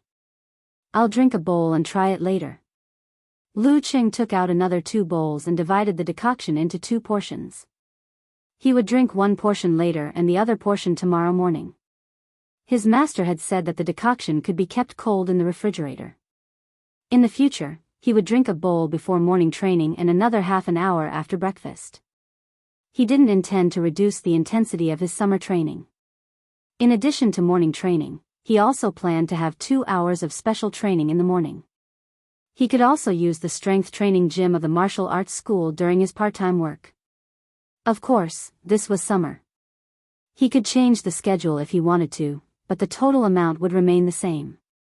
At around 1:00, Lu Qing watched Qi Yunfei sneak out of the house with the excuse of going shopping with her friends. He changed into his martial arts suit again and gulped down the bitter decoction. He didn't find a shady place in the community to do his special training. That way, he wouldn't need to wait until tomorrow. At night, everyone in the community would know that Lu Jisheng was addicted to martial arts and didn't do his job properly. Under the scorching sun of early July, Lu Qing walked on the steaming hot ground and jogged to the nearest park at noon when there were few people on the road. He wanted to let the decoction dissolve little by little. When he arrived at the park, he felt a little warm in his stomach. So he used the power of frost to get rid of the high temperature on the surface of his body and to stop the flow of sweat. He found a shady place, took a posture, and began to practice the Thunder Roar Zen. Every move was slow and dull, but it could stir up the wind. At the same time, the thunder in his stomach continued. His muscles compressed and relaxed and vibrated continuously. Along with the effect of the decoction, he refined his strength into the smallest part of his body. After a few punches and kicks, he, who was half in meditation, was keenly aware that there was a trace of heat flowing into every part of his body. With the vibration of the thunder roar, it slowly forced out the impurities and condensed the purity. Bam! Bam! The airflow kept exploding. Lu Cheng's punches were slower and heavier than the one before. There was no need for special effects, but it was enough to frighten the audience. After an unknown amount of time, he withdrew his posture and exhaled a mouthful of turbid air. He had reached the limit of his current tempering. Although there were no signs or understanding of withdrawing, he felt that the strength in his body was slowly and subtly changing. With his own polishing, they gradually developed a feeling called penetrating. Penetrating. Lu Qing pondered over the words that could best describe the signs just now. Once again, he used the cold current to get rid of the heat. Well, other things aside, the power of frost is still very useful in this regard.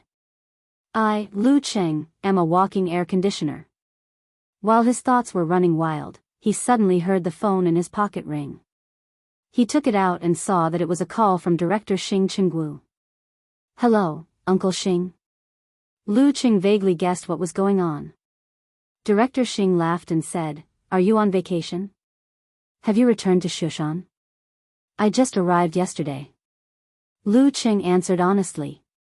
I knew that Ke had returned home, so I thought you should have already arrived. If you're free, please come over. I didn't treat you to a meal last time. Director Xing made small talk. Sure. Lu Qing replied politely. Director Xing sighed and said with a smile, "Don't be shy. Don't think that you're trying to curry favor with an official. You can't cross the moral threshold in your heart. I've been paying attention to your matches for the past few months. I really feel that you have a bright future ahead of you. Sigh, it's impossible for me not to grow old in this lifetime. I have to think about the future of my children and family.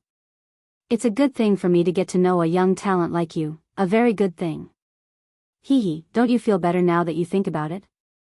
Lu Cheng's thoughts, which were difficult for him to detect and accurately describe, were directly exposed. For a moment, he blushed with shame.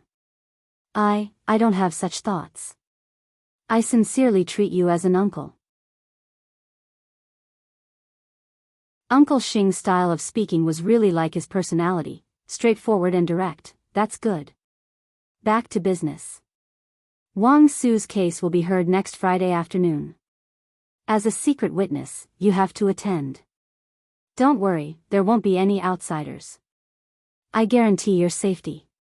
Be prepared and dress decently. Don't be like a boor like me, who was always laughed at because of my clothes." Director Xing said heartily. After the frank and honest words, Lu Qing also felt relieved.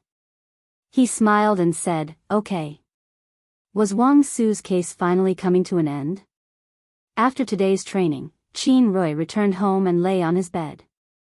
Thinking of what happened before, he logged into QQ and found the well-informed person in his mind.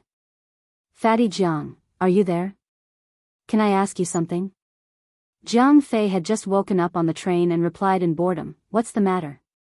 Qin Rui was not a beauty. He did not need a good attitude. "Do you know who in our grade got into Songqing?" Qin Rui asked. "Why do you ask this?" Jiang Fei answered blankly, "I only know 4. Qing, Yan Zhika, Gu Chao from class 7, Li Liang from class 8, and there may be others. Gu Chao from class 7, Li Liang from class 8. Qin Rui tried hard to recall these 2 classmates, but he really did not know them. He could only ask again, which school are Gu Chao and Li Liang in? Are they both boys? Isn't that obvious? Gu Chao is in Songqing Technology and Li Liang is in Songbei Normal University. Jiang Fei only felt that Qin Rui's question was ridiculous. 2 boys, only Yan Zhika was a girl. Qin Rui suddenly gasped. No way, but Fatty Zhang's information was not detailed enough, so it could not be accurate. "Do you know who else in Shushan got into Songqing?" he asked cautiously. Jiang Fei replied in a bad mood, "How would I know about other schools?" Qin Rui thought for a while and decided to change the topic. "You said Cheng has a girlfriend. Do you know who she is?" "Are you stupid? I have never seen her or know her. How would I know?" Jiang Fei said with an angry smile, "I'll ask Cheng face to face tomorrow." This bastard actually left the single life without a word. "I see." Qin Rui was not sure, but he suddenly had some guesses and associations. He asked to confirm, "There are only 2 girls in Songqing University, right?" "Should be. Who doesn't show off when they get into this kind of university?" "I remember it's only Cheng and Yan Zhika." Jiang Fei answered without thinking. "Only Cheng and Yan Zhika in Songqing University." Qin Rui gasped again.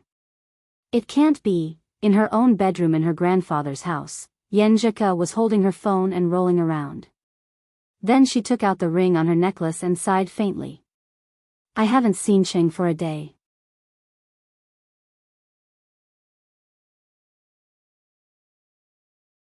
Chapter 230.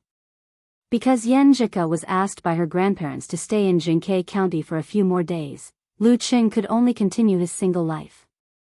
He took medicine, did morning exercises, had special training for breakfast, took a shower and chatted on QQ, while Qi Yunfei happily went out for a date. Just when he was thinking that he hadn't seen Ku for 2 days, he suddenly heard a rude knock on the door. "Knock, knock, knock. Who is it?" Lu Qing casually shouted. In fact, according to this style, he could guess who it was even with his toes. "It's me." Jiang Fei answered with a loud voice. He didn't consider whether the other person knew who he was. It was as good as not saying anything. Lu Qing put on his slippers and walked to the shoe cabinet. He opened the door and saw Jiang Fei, who was neither fat nor thin. He was carrying a laptop bag and looking at the scene in the room stealthily. Qing Qili stood behind him with a face full of gossip. "What are you looking at?" Lu Qing laughed and scolded. Jiang Fei laughed and said, "I don't want to disturb you." "Well, no, you are probably a poor foreign dog now." He entered the room and changed his shoes as if he was back at home. "Qing, you didn't tell me you had a girlfriend. You are not a good friend." Qing Qili combed his 3/7-part hair. "What can you do if I tell you?" "I can't help you get monitor." Lu Qing replied with sophistry. Qing Qili was speechless for a moment. After a long time, he murmured, "I can be happy for you. We are brothers. How can you hide such a good thing from me? I thought that if Fatty Jiang knew, you would know." Lu Qing closed the door and walked to the living room with Qing Qili. But Jiang Fei had already arrived at the door of his bedroom and made a strange cry. "Qing, you slept with a girl in your room. You didn't take her to meet your parents directly, did you? She is only a freshman. You are awesome, awesome." Lu Qing stared at him and said, "Where's your IQ? My cousin came to Shushan to play and I was kicked out to sleep in the living room. You have met Qi Yunfei." Jiang Fei was a little disappointed. Then, he winked and joked, "You mean the cute one? She is in her first year of high school, right? Does she have a boyfriend?" "Qing, I suddenly think it's good for you to be a brother-in-law." Lu Qing said with anger and amusement, "It's too late for you to think about it now. She has had a boyfriend 800 years ago." Jiang Fei sucked in a breath of cold air. "Children nowadays, how old are they to have boyfriends? And I'm still single to this day. This is really a sad thing." "Qing, you said you were still pursuing her during the winter vacation. When did you succeed?" Qing Qili was quite curious and pulled the topic back to the right track. There was no need to hide this. Lu Qing smiled proudly and said, "After winter break, right after school starts."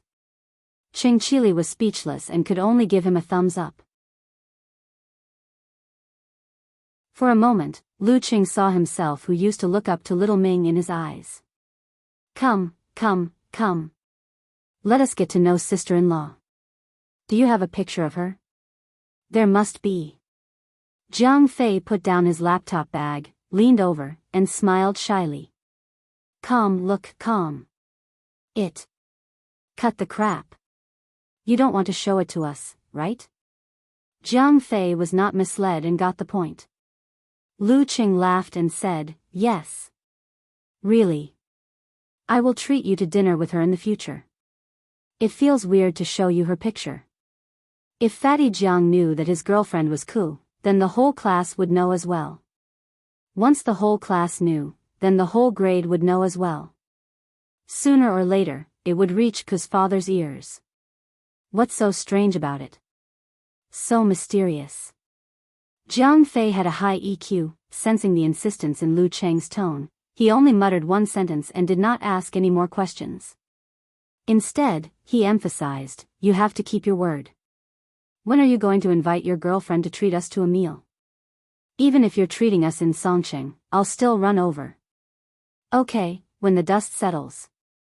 Lu Qing promised and then changed the topic. "Old Qing, how is it going between you and Monitor? Any progress?" She had been too busy last semester to have a good talk with Qing Qili about this. "Well, it's still the same." Qing Qili sighed. Lin is busy with the class and the student union every day. We don't have much time to talk." "Hey, you're calling her Lin." Lu Qing joked.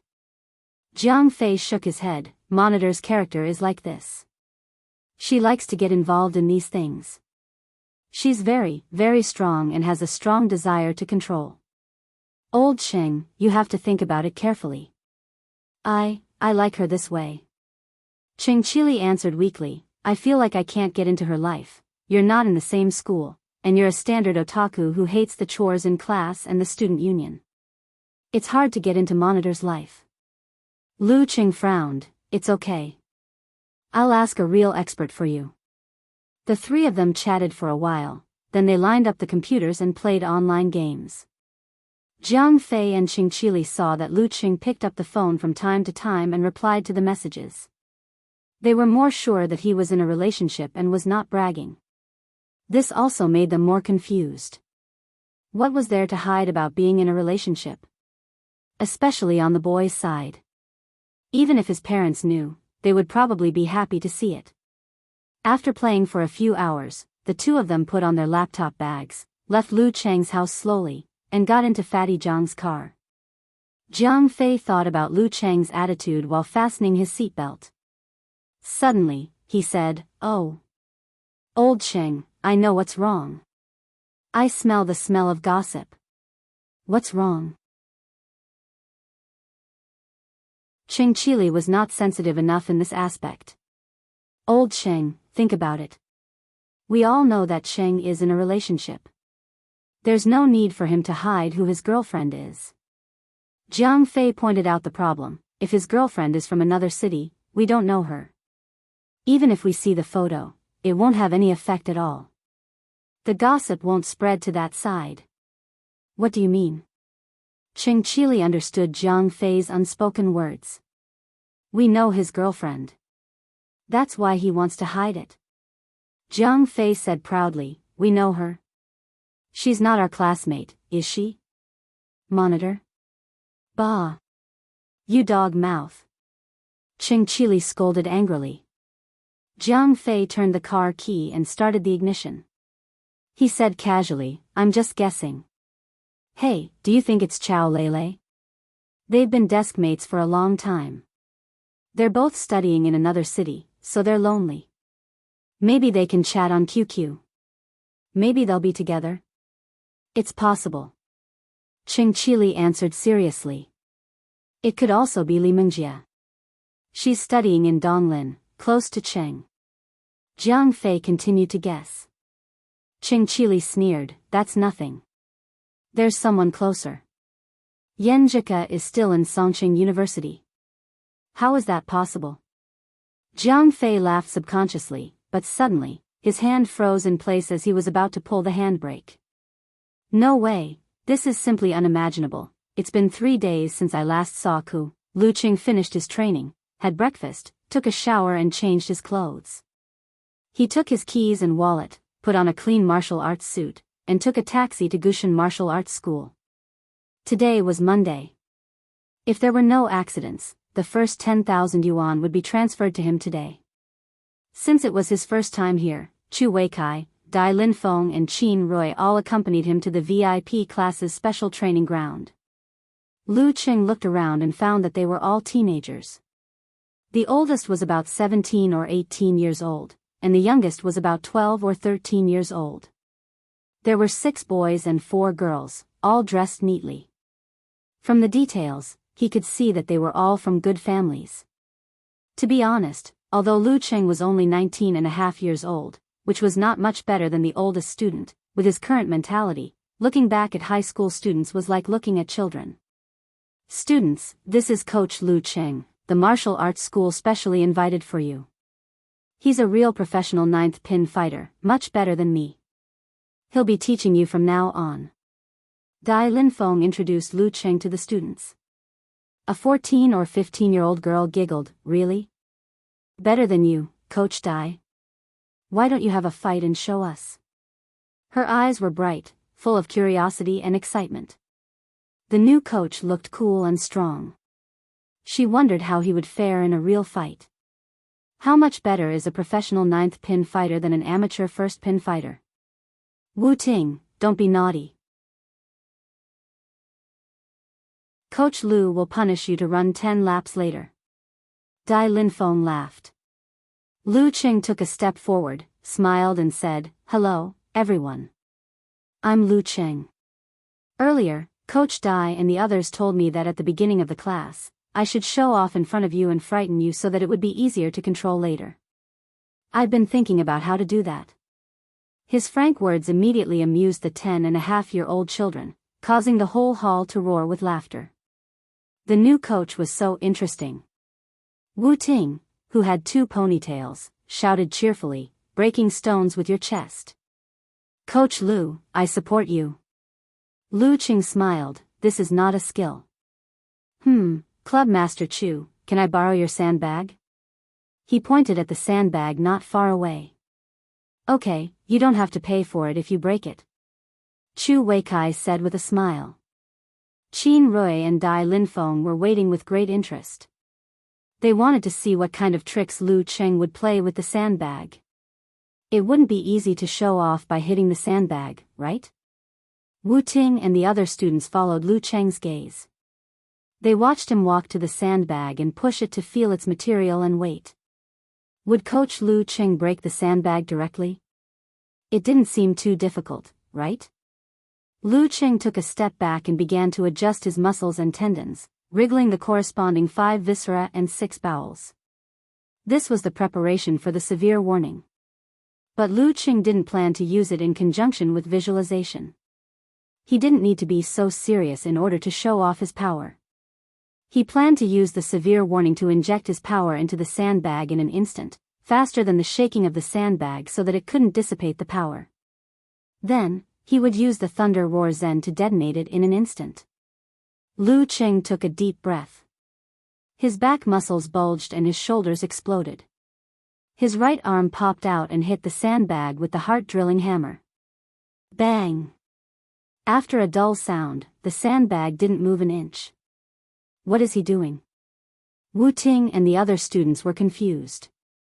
Dai Linfeng and Qin Rui were also confused. Only Chu Weicai's pupils suddenly contracted. Boom! In an instant, the sandbag in front of Lu Qing exploded, as if it had been installed with a bomb. It shattered into pieces from the inside out. Fine sand fell like rain from the sky. Wu Ting and the others were stunned. There wasn't much sand in Lu Cheng's original direction, so he still felt refreshed. He walked back slowly. He broke the sandbag, literally breaking it. Wu Ting and the other students had never seen such a thing before. They only felt that it was much cooler than breaking a sandbag. Coach Lu is so awesome. Chu Weikai looked at Lu Cheng walking back and sighed deeply. The younger generation will surpass us in time. Teach them well. We'll leave first. Okay. Lu Cheng smiled and nodded. Qin Rui and Dai Linfeng, who were still in a daze, followed Chu Weikai up the stairs to the 3rd floor. Only then did Qin Rui find it funny. Can those little brats understand Lu Cheng's punch just now? He's just flirting with blind people. At most, they'll think it's cool. They won't feel like they're being shown off. Dai Linfeng took a deep breath and stole a glance at his teacher. He smiled bitterly. I feel like we're being shown off.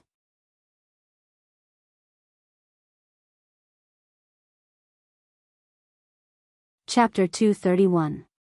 Practice Field. Lu Cheng glanced at the cleaning lady and said to the excited students, introduce yourselves, or I won't know who you are. Start from the left. He had seen the name list of this class in Chu Weicai's office, but he couldn't match them with real people. He only knew that the active and talkative girl was Wu Ting. The girl on the far left had short hair. She smiled sweetly and said, I'm Zhang Qifan, 12 years old. I'll be in the 1st grade of experimental high school soon. She was the youngest kid in the VIP class. Lu Cheng nodded slightly. He had a plan for her training, so as not to affect her physical development. Only the VIP class had this kind of care. Which coach could take care of so many people at the same time? How could he teach according to each person's condition? I'm Yao Ruiwei, 15 years old. I'm in the 3rd grade of number 1 middle school. I'll be in the 1st grade of high school when school starts. The little fatty, about 1.65 meters tall and about the same weight, introduced himself. Feifei's classmate in 2 months.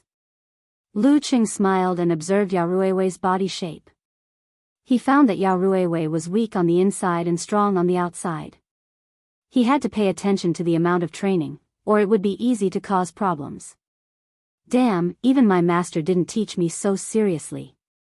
I'm Li Lei, 18 years old. I'm in the 3rd grade of Taizhong High School. I'll be going to Hudong University soon. The oldest student in the VIP class said proudly. He was about 170 meters tall, with a strong body and thick and messy eyebrows. The teaching quality of Taizhong High School is average, but the fighting atmosphere is very strong.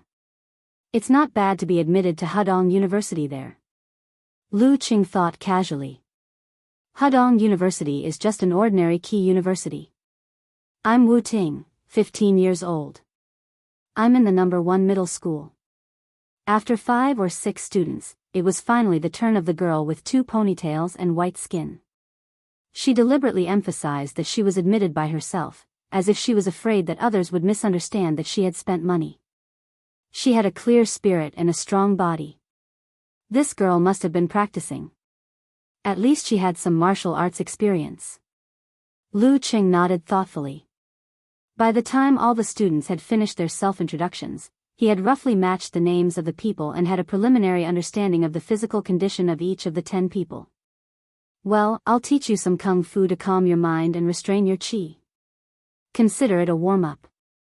Lu Qing said calmly.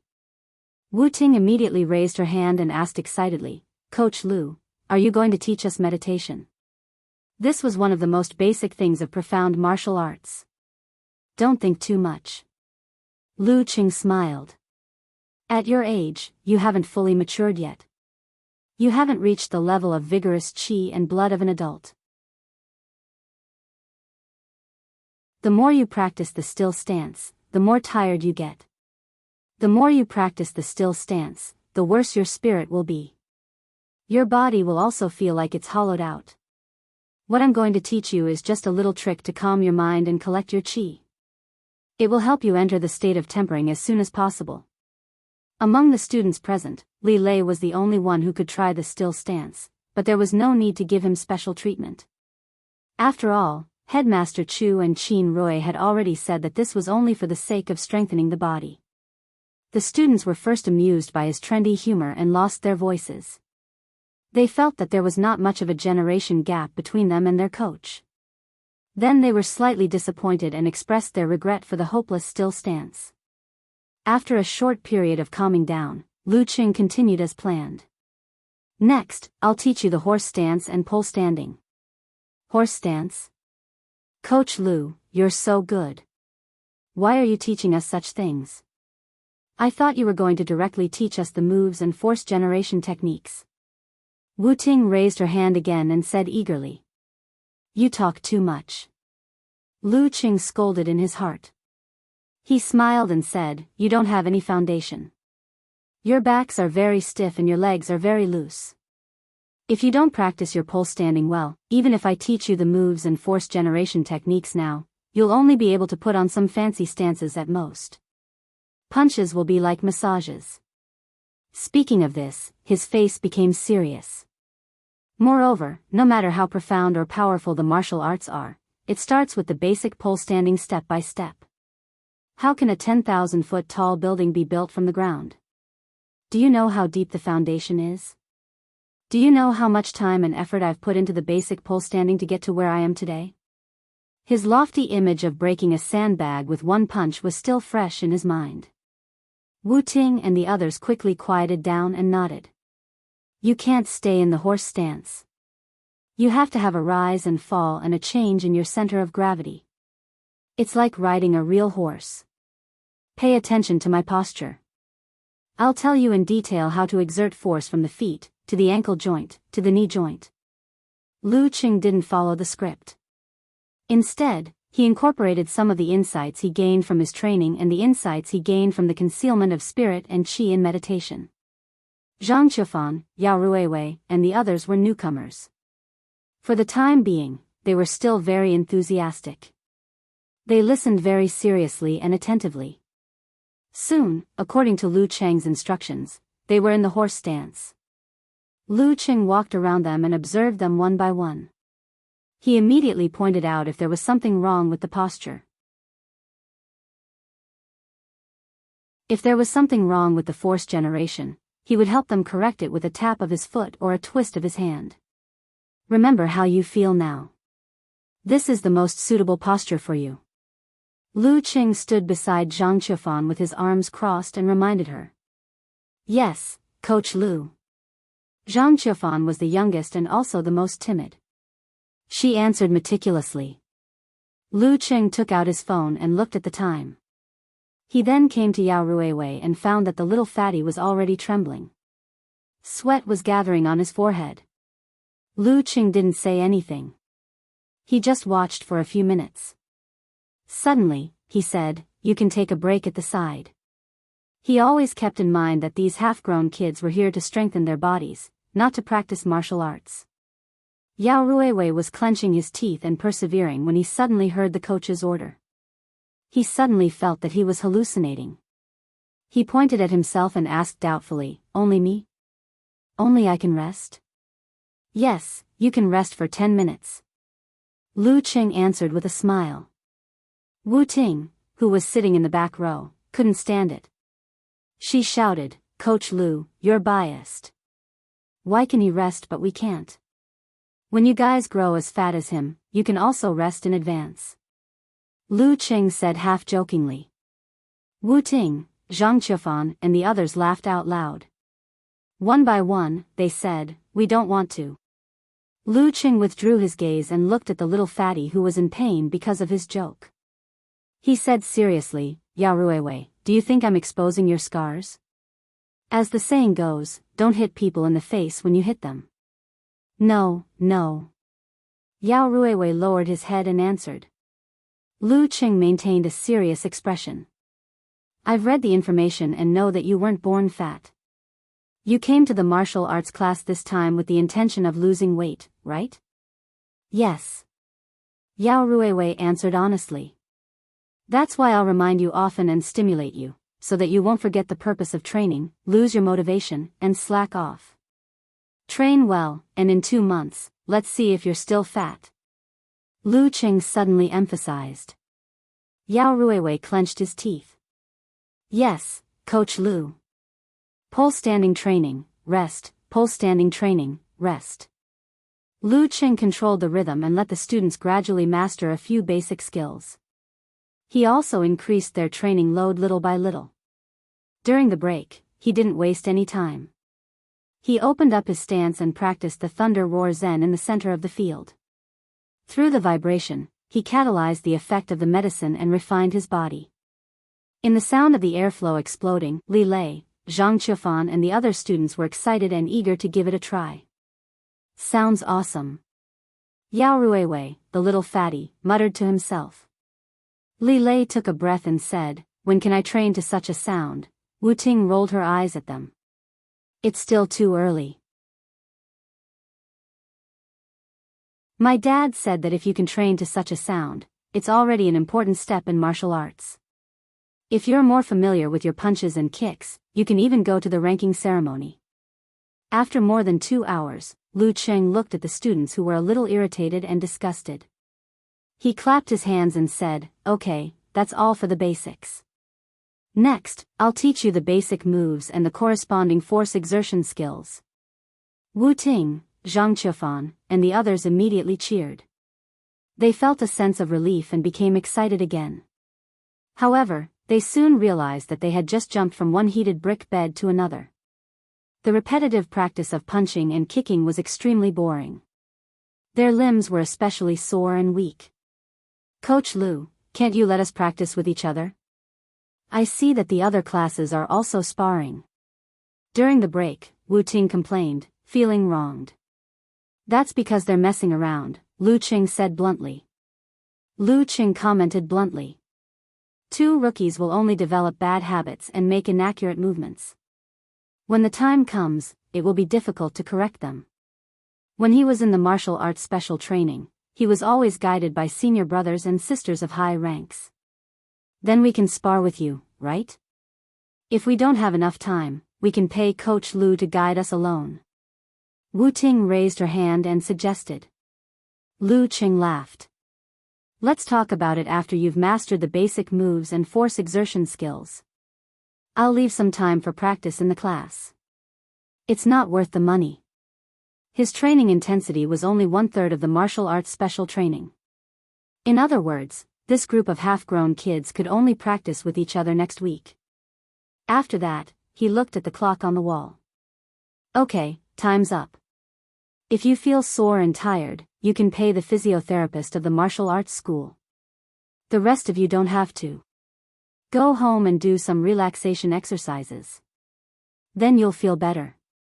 After watching Lu Qing leave the practice field, Wu Ting lowered her voice and said, Coach Lu is really different. I heard from other classes that their coaches like to encourage them to practice with each other. Unlike Coach Lu, he doesn't want us to practice with each other. It means that Coach Lu is really teaching us attentively. He doesn't need to teach us the good stuff until we practice with each other. Li Lei wiped his sweat and answered seriously. After finding a physiotherapist to relax, Wu Ting returned home. She was surprised to find that her very busy father, Wu Qinggui, didn't go out. What a rare guest. She felt wronged and joked. Wu Qinggui hugged his daughter and stroked her hair. I want to come back to accompany you whenever I'm free. How about it? How do you feel about your new coach? Wu Ting knew that her father started out as a martial artist, but failed to pass the ranking event of professional ninth pin several times. Later, he switched to other industries and made a fortune, reaching the pinnacle of life. However, no matter what, his vision and knowledge were still there. He was still her idol. So she excitedly chattered, our coach is super awesome. He blew up the sandbag with one punch. Blew up? Wu Qinggui asked in confusion. Did she mean it literally or was she exaggerating? Wu Ting gestured with her hands and said, he really blew it up. Like this, he blew it up. Wu Qinggui's mouth was half open. After a while, he muttered to himself, Is this something a professional ninth pin can do? Since when did Shushan have such a powerful fighter? And he came here to teach a half-grown child? Wu Ting noticed the change in her father's expression. Suddenly, a thought flashed through her mind. Coach Lu may be many times more powerful than we thought. After lunch in the strength training gymnasium, the temporarily single Lu Qing called Qin Rui and asked him to come to the martial arts school in the afternoon for guidance on still stance. Qin Rui laughed and said, You're free so soon. You haven't had a date with your girlfriend recently. Lu Qing answered casually, she went to her grandfather's house. After saying that, he suddenly felt that something was wrong. How did Qin Rui know that he often saw his girlfriend? Maybe he just asked casually. I can't reveal anything in the future. Qin Rui hung up the phone and quickly sent a message to Jiang Fei. Fatty Jiang, go and ask Song Li if Yenjika went to her grandfather's house.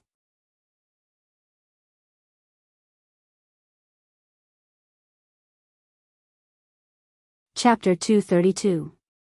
When Jiang Fei received the message, he immediately opened up a discussion group. Initially, he did not have Song Li's QQ number. However, after spreading the news of Song Li and Du Liyu's relationship, Du Liyu pulled him into this discussion group. After receiving Song Li's criticism and education, Jiang Fei made a deep self-reflection and self-criticism. Fleeting memories, Song Li, are you there? Can I ask you something? At this moment, Jiang Fei was feeling nervous, excited, expectant, and excited. He wanted to confirm something, but also wanted to deny something. It was quite contradictory. Fleeting memories, Song Li quickly replied, What's the matter? Don't ask for a secret, I won't tell a blabbermouth like you. Jiang Fei took a deep breath and typed on the keyboard, Yenjika is at her grandfather's house these days, right? Why do you ask? Song Li replied warily, suspecting that Fatty Jiang had ulterior motives. Jiang Fei picked up the cup beside him and took a sip, then typed, I want to confirm something. If you tell me the answer, I'll tell you a secret later. Song Li's curiosity was piqued, what secret? You tell me first. It seemed to be about Yenjika. If you don't answer my question, I can't confirm the secret. Jiang Fei revealed a little bit of his bottom line. Song Li thought for a while and felt that it was not too important, so she replied, Yenjika is at her grandfather's house. She also promised to go shopping with me when I come back. She was really at her grandfather's house. Jiang Fei only saw the first half of the sentence and his jaw dropped. Even though he was already prepared, his heart was still in turmoil. Images of the past flashed through his mind. She was wearing a military training uniform, but she was still beautiful and eye-catching. The fun and joy of sneaking glances at Class 3 with Cheng and the others when they passed by Class 3, every little detail of her past by word of mouth, the most beautiful and pure memories of youth and girls. During the winter holidays, Cheng chatted with a gentle smile on his face on his mobile phone. I'm so stupid, I should have guessed it earlier. Jiang Fei patted his forehead and suddenly remembered that he had asked Lu Cheng if the girl he was chasing was a classmate of Songqing University. Lu Cheng's answer was yes. She was a classmate of Songqing University and someone I knew. Who else could it be but Yenjika? Hey, Fatty Jiang, where's the promised secret? Where are you? Song Li asked when she saw that Jiang Fei had not replied for a long time. Jiang Fei subconsciously raised his hand to reply, but accidentally knocked over the glass of water beside him. With a crash, the water spilled out. He hurriedly picked up the computer, pulled out a tissue, and wiped the desktop. Suddenly, he sighed and cursed under his breath. Damn, Cheng, I'm so envious of you. He was happy for his good friend from the bottom of his heart, but there was also a faint sense of melancholy and disappointment. Cheng was not the only one who had a crush on Yenjika. That was the purest and most innocent dream that many boys had of their youth in high school. But now, it was monopolized by Cheng. This guy actually managed to win Yenjika's heart. Although he has become very strong now, I still can't believe that Yenjika likes him. Jiang Fei calmed down all kinds of emotions, put down the computer, and replied to Song Li. The secret is that Yenjika is in love. After sending this sentence, he felt an inexplicable sense of loss. What? Yenjika is in love? How come I didn't know? Song Li said in shock. She had been in contact with Yenjika every day. How could she not know that she was in love? She must be lying, right? No. Song Li suddenly remembered that this semester, her focus had been on Du Liu. She was in the phase of being in love and had subconsciously neglected many things. She thought carefully and remembered that Yenjika would mention the martial arts club from time to time. And every time she did, a familiar name would come up. It's with Lu Cheng, right?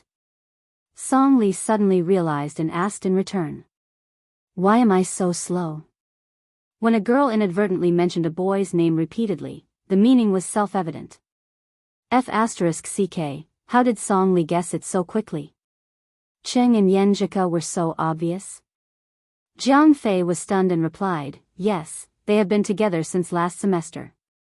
It was hard to imagine what Yenjika would be like when she was in love. At this moment, Jiang Fei, who had told Qin Rui the result, suddenly frowned and felt that he had made a mistake. To be honest, if he had won Yenjika's heart, he would have spread the news to the whole class. Why did Cheng want to hide it? Could it be that he had no choice but to do so? Damn it, I've already said it. Why can't I control my mouth? Jiang Fei picked up his phone nervously and decided to call Lu Cheng first. Surrendering should not be a death sentence, right? Beep. Lu Cheng picked up his phone and saw that the down payment of 10,000 yuan had been received. He smiled at Qin Rui and said, stop for a while and try again. Don't rush. The more you rush, the harder it will be to meditate. Okay. Qin Rui opened his eyes and moved his neck. He took the phone back from the machine beside him. It's really Yenjika. He took a closer look and his knees almost gave out. There was only one thought in his mind, I'm kneeling down to Brother Lu. What's wrong? Lu Cheng noticed his abnormality and asked with concern. But as soon as he finished speaking, he felt the phone in his hand vibrate violently. Fatty Jiang? Lu Qing picked up the phone in confusion. Hello, Fatty Jiang, what's up? Why did he have to call me in such a hurry? Jiang Fei swallowed hard and said, Qing, tell me the truth. Are you in love with Yenjika? Lu Qing felt like he was struck by lightning. He was stunned for a while and said, How did you know? He was going to deny it, but when the words came to his mouth, he couldn't say it. This was one of the things he was most proud of. You didn't want to tell me who your girlfriend is, right? I thought, if we don't even know your girlfriend, you don't have to hide it. So, she must be someone we know. Jiang Fei was about to blurt out Qin Rui's accomplice, but suddenly realized something and stopped. He planned to cover it up with Cheng's own disclosure during the winter vacation. However, Lu Qing suddenly remembered Qin Rui's strange question. He turned around and glared at Qin Rui. Qin Rui's knees were really weak. So you asked Qin Rui to trick me? Lu Qing interrupted Jiang Fei's statement. I'm just curious. Jiang Fei laughed dryly. Lu Qing said unhappily, Why are you so nosy? I didn't say it because I was afraid you would spread it around. Hey, Fatty Jiang, you didn't tell anyone, right? I did. Jiang Fei answered weakly. Then he mustered up his courage and said, Why don't you just tell me and tell me not to spread it? I don't even know what's going on. How can I keep it a secret? Lu Qing felt like he was going to faint. Who did you tell? Du Liu also told you not to spread it. How am I supposed to trust your mouth now? Qin Rui, Song Li, maybe Du Liu will see it too. Jiang Fei answered honestly. Qin Rui, Song Li, Du Liu? Good, the situation is still under control. Lu Qing was slightly relieved. He didn't have time to strangle Fatty Jiang. He planned to solve the problem first. Hurry up and tell Song Li and Du Liu not to spread it. I'll ask Ku to tell them again. Leave Qin Rui to me. Ku. So smooth and affectionate. Jiang Fei almost burst into tears. He quickly replied, Okay, I'll tell them right away. No, warn them. But, Qing, why do you want to hide it? This is great news. Lu Qing thought about it and felt it was inconvenient to talk about it over the phone. So he said, Come to Gushan Martial Arts School. I'll tell you face to face and bring Qin Rui along. Okay. Jiang Fei hung up and hurriedly sent a message to Du Liu and Song Li. Then he inexplicably wondered if he would be killed if he went to Gushan Martial Arts School. Lu Qing hung up and looked back at Qin Rui. Qin Rui gave him a thumbs up and said with a bashful smile, Brother Lu, I sincerely call you Brother Lu. Who knows how many boys in our grade will hate you to the core and envy you to the core. Including me. Lu Qing smiled helplessly. Don't tell anyone about this. Why not? Qin Rui asked in surprise. He had the same thought as Jiang Fei, that this was great news. I'll tell you when Fatty Jiang arrives. Lu Qing pressed a button and called Yenjika. As soon as the call was connected, both of them spoke at the same time. Qing, Song Li guessed that we're in a relationship. Cuckoo, Fatty Jiang has guessed our intentions. Both of them were stunned. Yenjika blinked and said, What's the situation? Tell me from the beginning. So Song Li didn't guess it by herself. And she even pretended to be a detective in front of me. Here's the thing. Lu Qing told her about Jiang Fei's reasoning process and how he casually answered Qin Rui's question. He was a little annoyed. He was too careless and didn't have any vigilance. How could he hide it from his father-in-law in the future? Feeling her boyfriend's annoyance, Yenjika's instinctive emotions disappeared.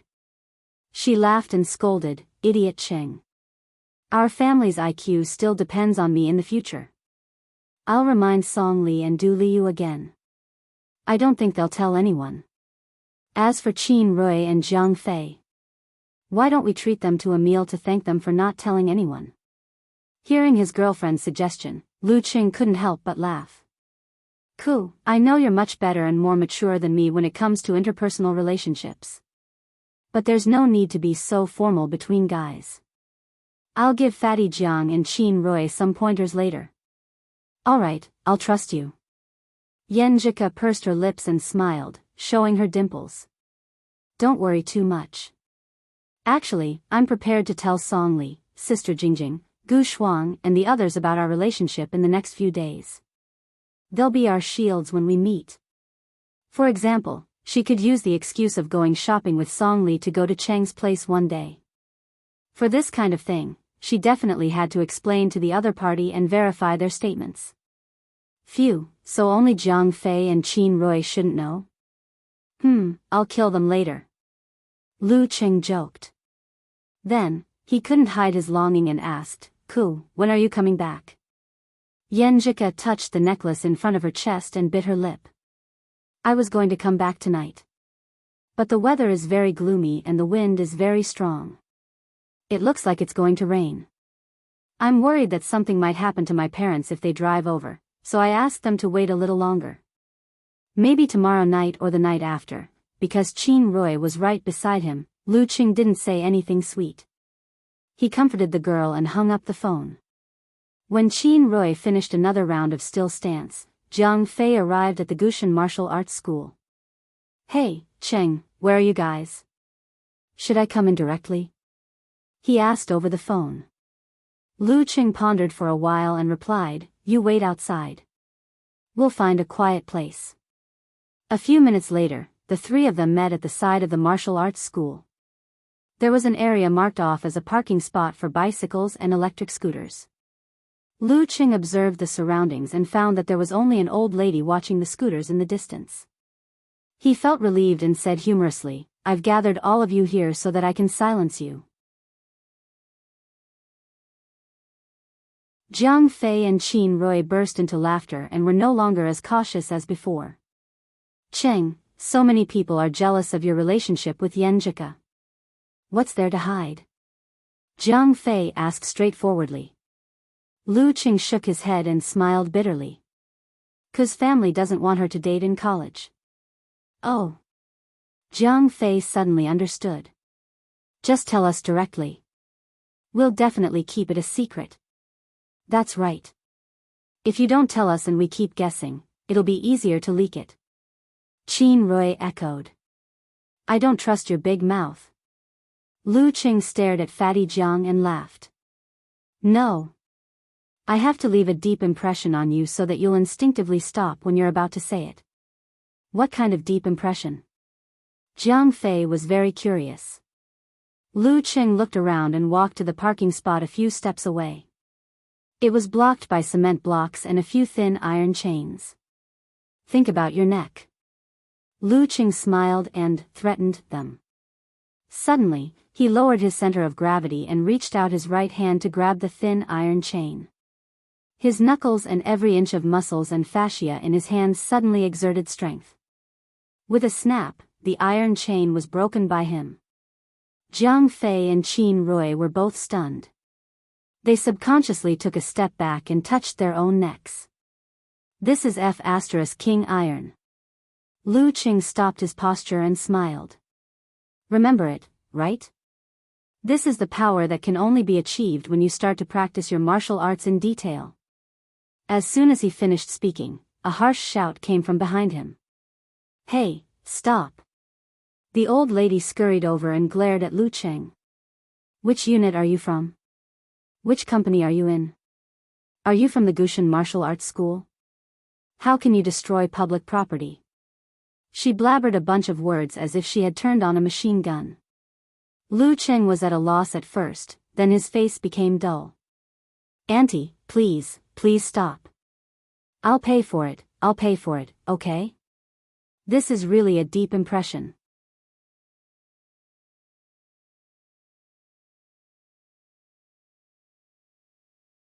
Chapter 233. Ha.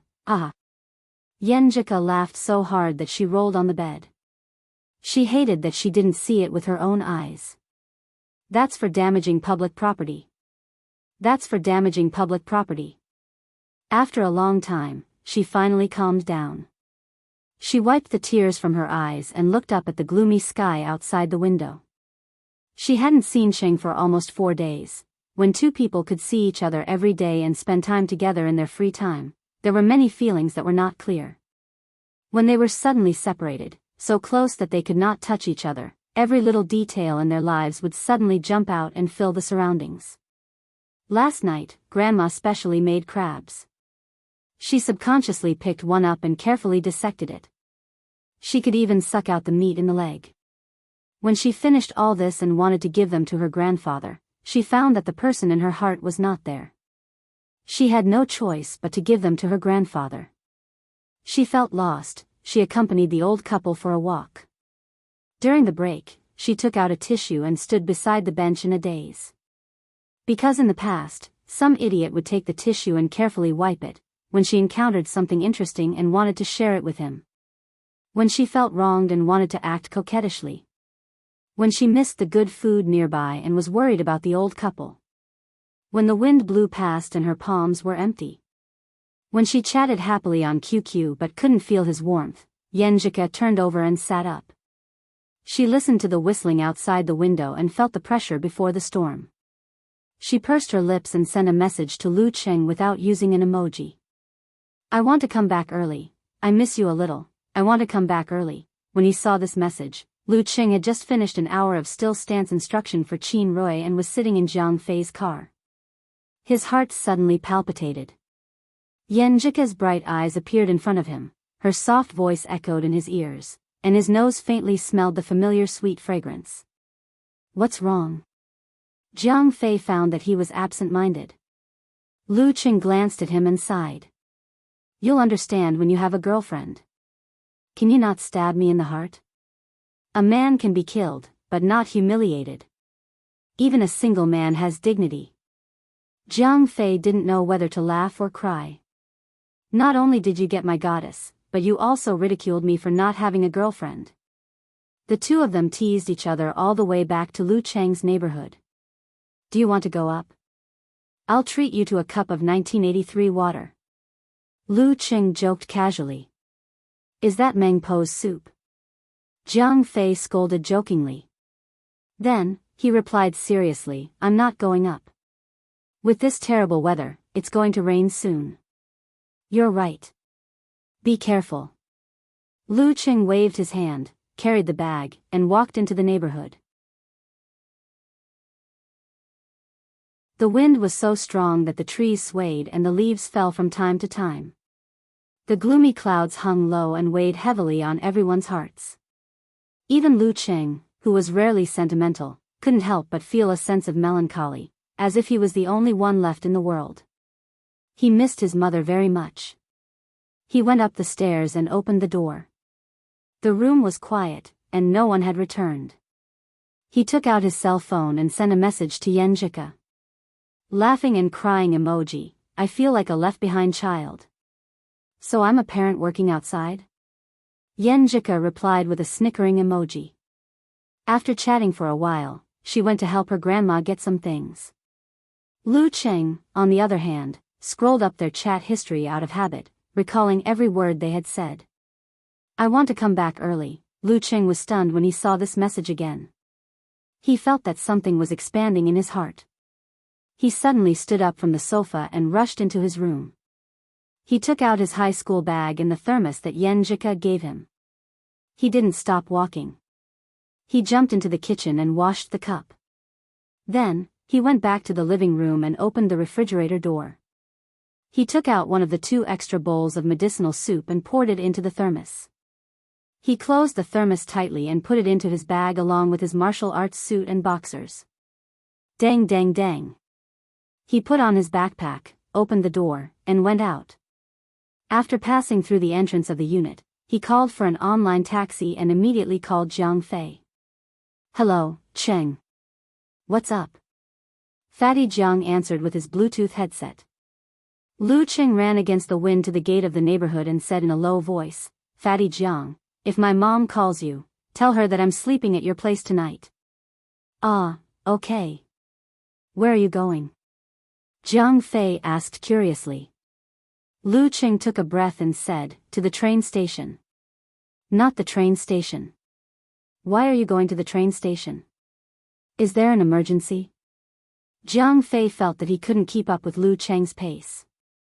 Lu Qing spat out the foul breath he had just taken. "To Zhengke County. Coach Yen. If she can't come back early, then I'll go there. Why should I wait like a fool?" "Zhengke County? What are you going to do there?" Jiang Fei was confused. He didn't get an answer because Lu Qing had hung up the phone. Zhengke County. Zhengke County. His thoughts raced, and he suddenly remembered something. Yan Jika's hometown is Zhengke County. Damn. I've known Sheng for so many years, but I didn't know until today that Sheng is a man of action. Jiang Fei suddenly felt that Lu Cheng's ability to win Yan Jika's heart was not without reason. It was quite dangerous to take a car in the storm. Although there was no train from Shushan to Zhengke County, there were still express and express trains. Lu Qing rationally chose the latter and booked a ticket for 6 p.m. in the online taxi hailing service. The whole journey would only take 35 minutes. Only then did he call his mother, Qi Fang, and tell her that he was going to play at Fatty Zhang's house and wouldn't be coming back tonight. "Look at you, kid. You've been home for a few days, but you've been running outside every day. You haven't even gone to your grandfather's house." Qi Fang nagged a little but didn't say much. Her child had grown up and was independent now. 10 minutes later, Lu Qing arrived at the train station. The sky was already filled with muffled thunders, each louder than the last. Lightning illuminated the gloomy environment. "Don't be like this. The storm is coming. Won't the train be late?" Lu Qing was deeply worried. His original plan was to arrive at Zhengke County before the storm, find a hotel to stay in, and then make arrangements according to the specific situation on Yan Jika's side. Who knew that the storm would come faster than he expected? According to Murphy's Law, when something is likely to develop in a bad direction, it is highly likely to develop in that direction. After Lu Qing passed the security check, he was not surprised to hear that the train would be late. Whoosh, whoosh, whoosh. The storm was pouring down. This night was much later than usual. Many people directly canceled their plans to go out. Lu Qing waited patiently. He didn't reveal anything in his chat with Yan Jika. If he really couldn't make the trip, wouldn't that make the girl look forward to nothing? He ate dinner at the train station and browsed the news from time to time, praying that the storm wouldn't lead to a flood. Outside the house, the rain fell like a waterfall, knocking on the window, making the room quiet. While chatting with Lu Qing, Yan Jika looked at her classmates and sighed that the rain was really heavy this time. Which part of the house was wet? Phew, luckily I didn't ask Empress Dowager and others to come and pick me up. She sighed softly. At 11:00 at night, Lu Qing was still waiting. The train seemed to be far away, but Yan Jika had fallen into a deep sleep. He closed his eyes, concealed his spirit in qi, and sat down to sleep, warming his spirit. Time passed by. At 2:00 in the morning, seeing that most of the passengers were asleep, a thief stood up and skillfully rummaged through his bag. He came to Lu Cheng's side, took a pair of tweezers, and put them into his pocket. Right at this moment, his wrist suddenly tightened. Someone had grabbed it. He subconsciously wanted to withdraw his hand, but felt that the other's hand was like an iron clamp, firmly clamped and wouldn't loosen. Then, he saw a pair of deep and calm eyes. After handing the thief to the police in the station, Lu Qing shook his head with a puzzled expression. Almost as soon as the thief's pair of tweezers reached out, he woke up from his dream and instinctively stretched out his palm. Does this have the taste of absolute reaction? But I've just taken the medicine soup for 2 or 3 days, and my kung fu has just reached the subtleties. How can it be so fast? Is it the combination of the spirit of great success in meditation and the subtleties of kung fu? Lu Qing didn't think too much about it. He planned to test it out when he had time. He continued to sleep to keep himself in good condition. At 4:00 in the morning, the long-delayed train finally arrived. More than 30 minutes later, Lu Qing arrived at the Zhengke County Railway Station. It was dark outside, and the rainstorm had stopped. The air was thick with moisture. As soon as he stepped out of the station, he saw a line of small black cars surrounded by many drivers. They shouted, "Are you going or not? It's only 200 to the city. Call a few more people, and I'll only charge you 100 to the city. You might as well rob me." Lu Qing didn't care about them. He unlocked his phone, turned on the GPS, and entered the 4 words, Zhengke County. After chatting for a few days, he already knew that Yan Jika's grandparents were middle school teachers who lived in the family area in the county. After confirming the route, Lu Qing carried his satchel and started running. Yo, is there something wrong with this guy's brain? Is he stupid? He wants to run to the city. The black car drivers were a little stunned. Lu Qing looked at the GPS, corrected the direction, and quickened his pace. It's only a dozen kilometers. What's wrong with that? After a few minutes, she came to her senses. She put on the martial arts suit she had prepared and sent a message to Lu Qing. I'm up, rain or shine. Within 10 seconds, she received Lu Qing's reply. I woke up early. The corners of her mouth lifted and her dimples flashed. Lu Qing's face seemed to appear in her mind. She put down her phone and tidied herself up. After a busy day, she waited for her grandfather, who also needed to get up early to practice Tai Chi. She walked out of the gate and jogged to the family area. At this time, the sky was still dark and the street lights were on everywhere. Yan Jika ran out of the community and suddenly saw a familiar figure, a figure who should have been in Shoshan. The dim yellow light soaked into his tall and strong body. It dyed his eyebrows, his outline, and the familiar smile at the corner of his mouth with a layer of light. Cheng. Yan Jika almost whispered to herself. Then she reached out and covered her mouth, afraid that she would disturb her grandfather in front of her. Then she rubbed her eyes until they were red and wet. She couldn't believe that she saw Lu Qing. Why did he suddenly appear here? It was raining so heavily last night.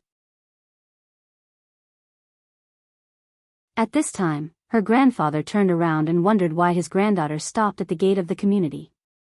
Yan Jika turned her head and looked to the side. Hiding her expression, she started running again. When her grandfather wasn't paying attention, she took out her phone and sent a message to Lu Qing. Why are you here? With a warm smile, Lu Qing replied to the girl on his phone. Because I miss you too. You're tuning in to the Romantic Tales YouTube channel. Don't forget to subscribe and join us on this journey to catch the most captivating stories.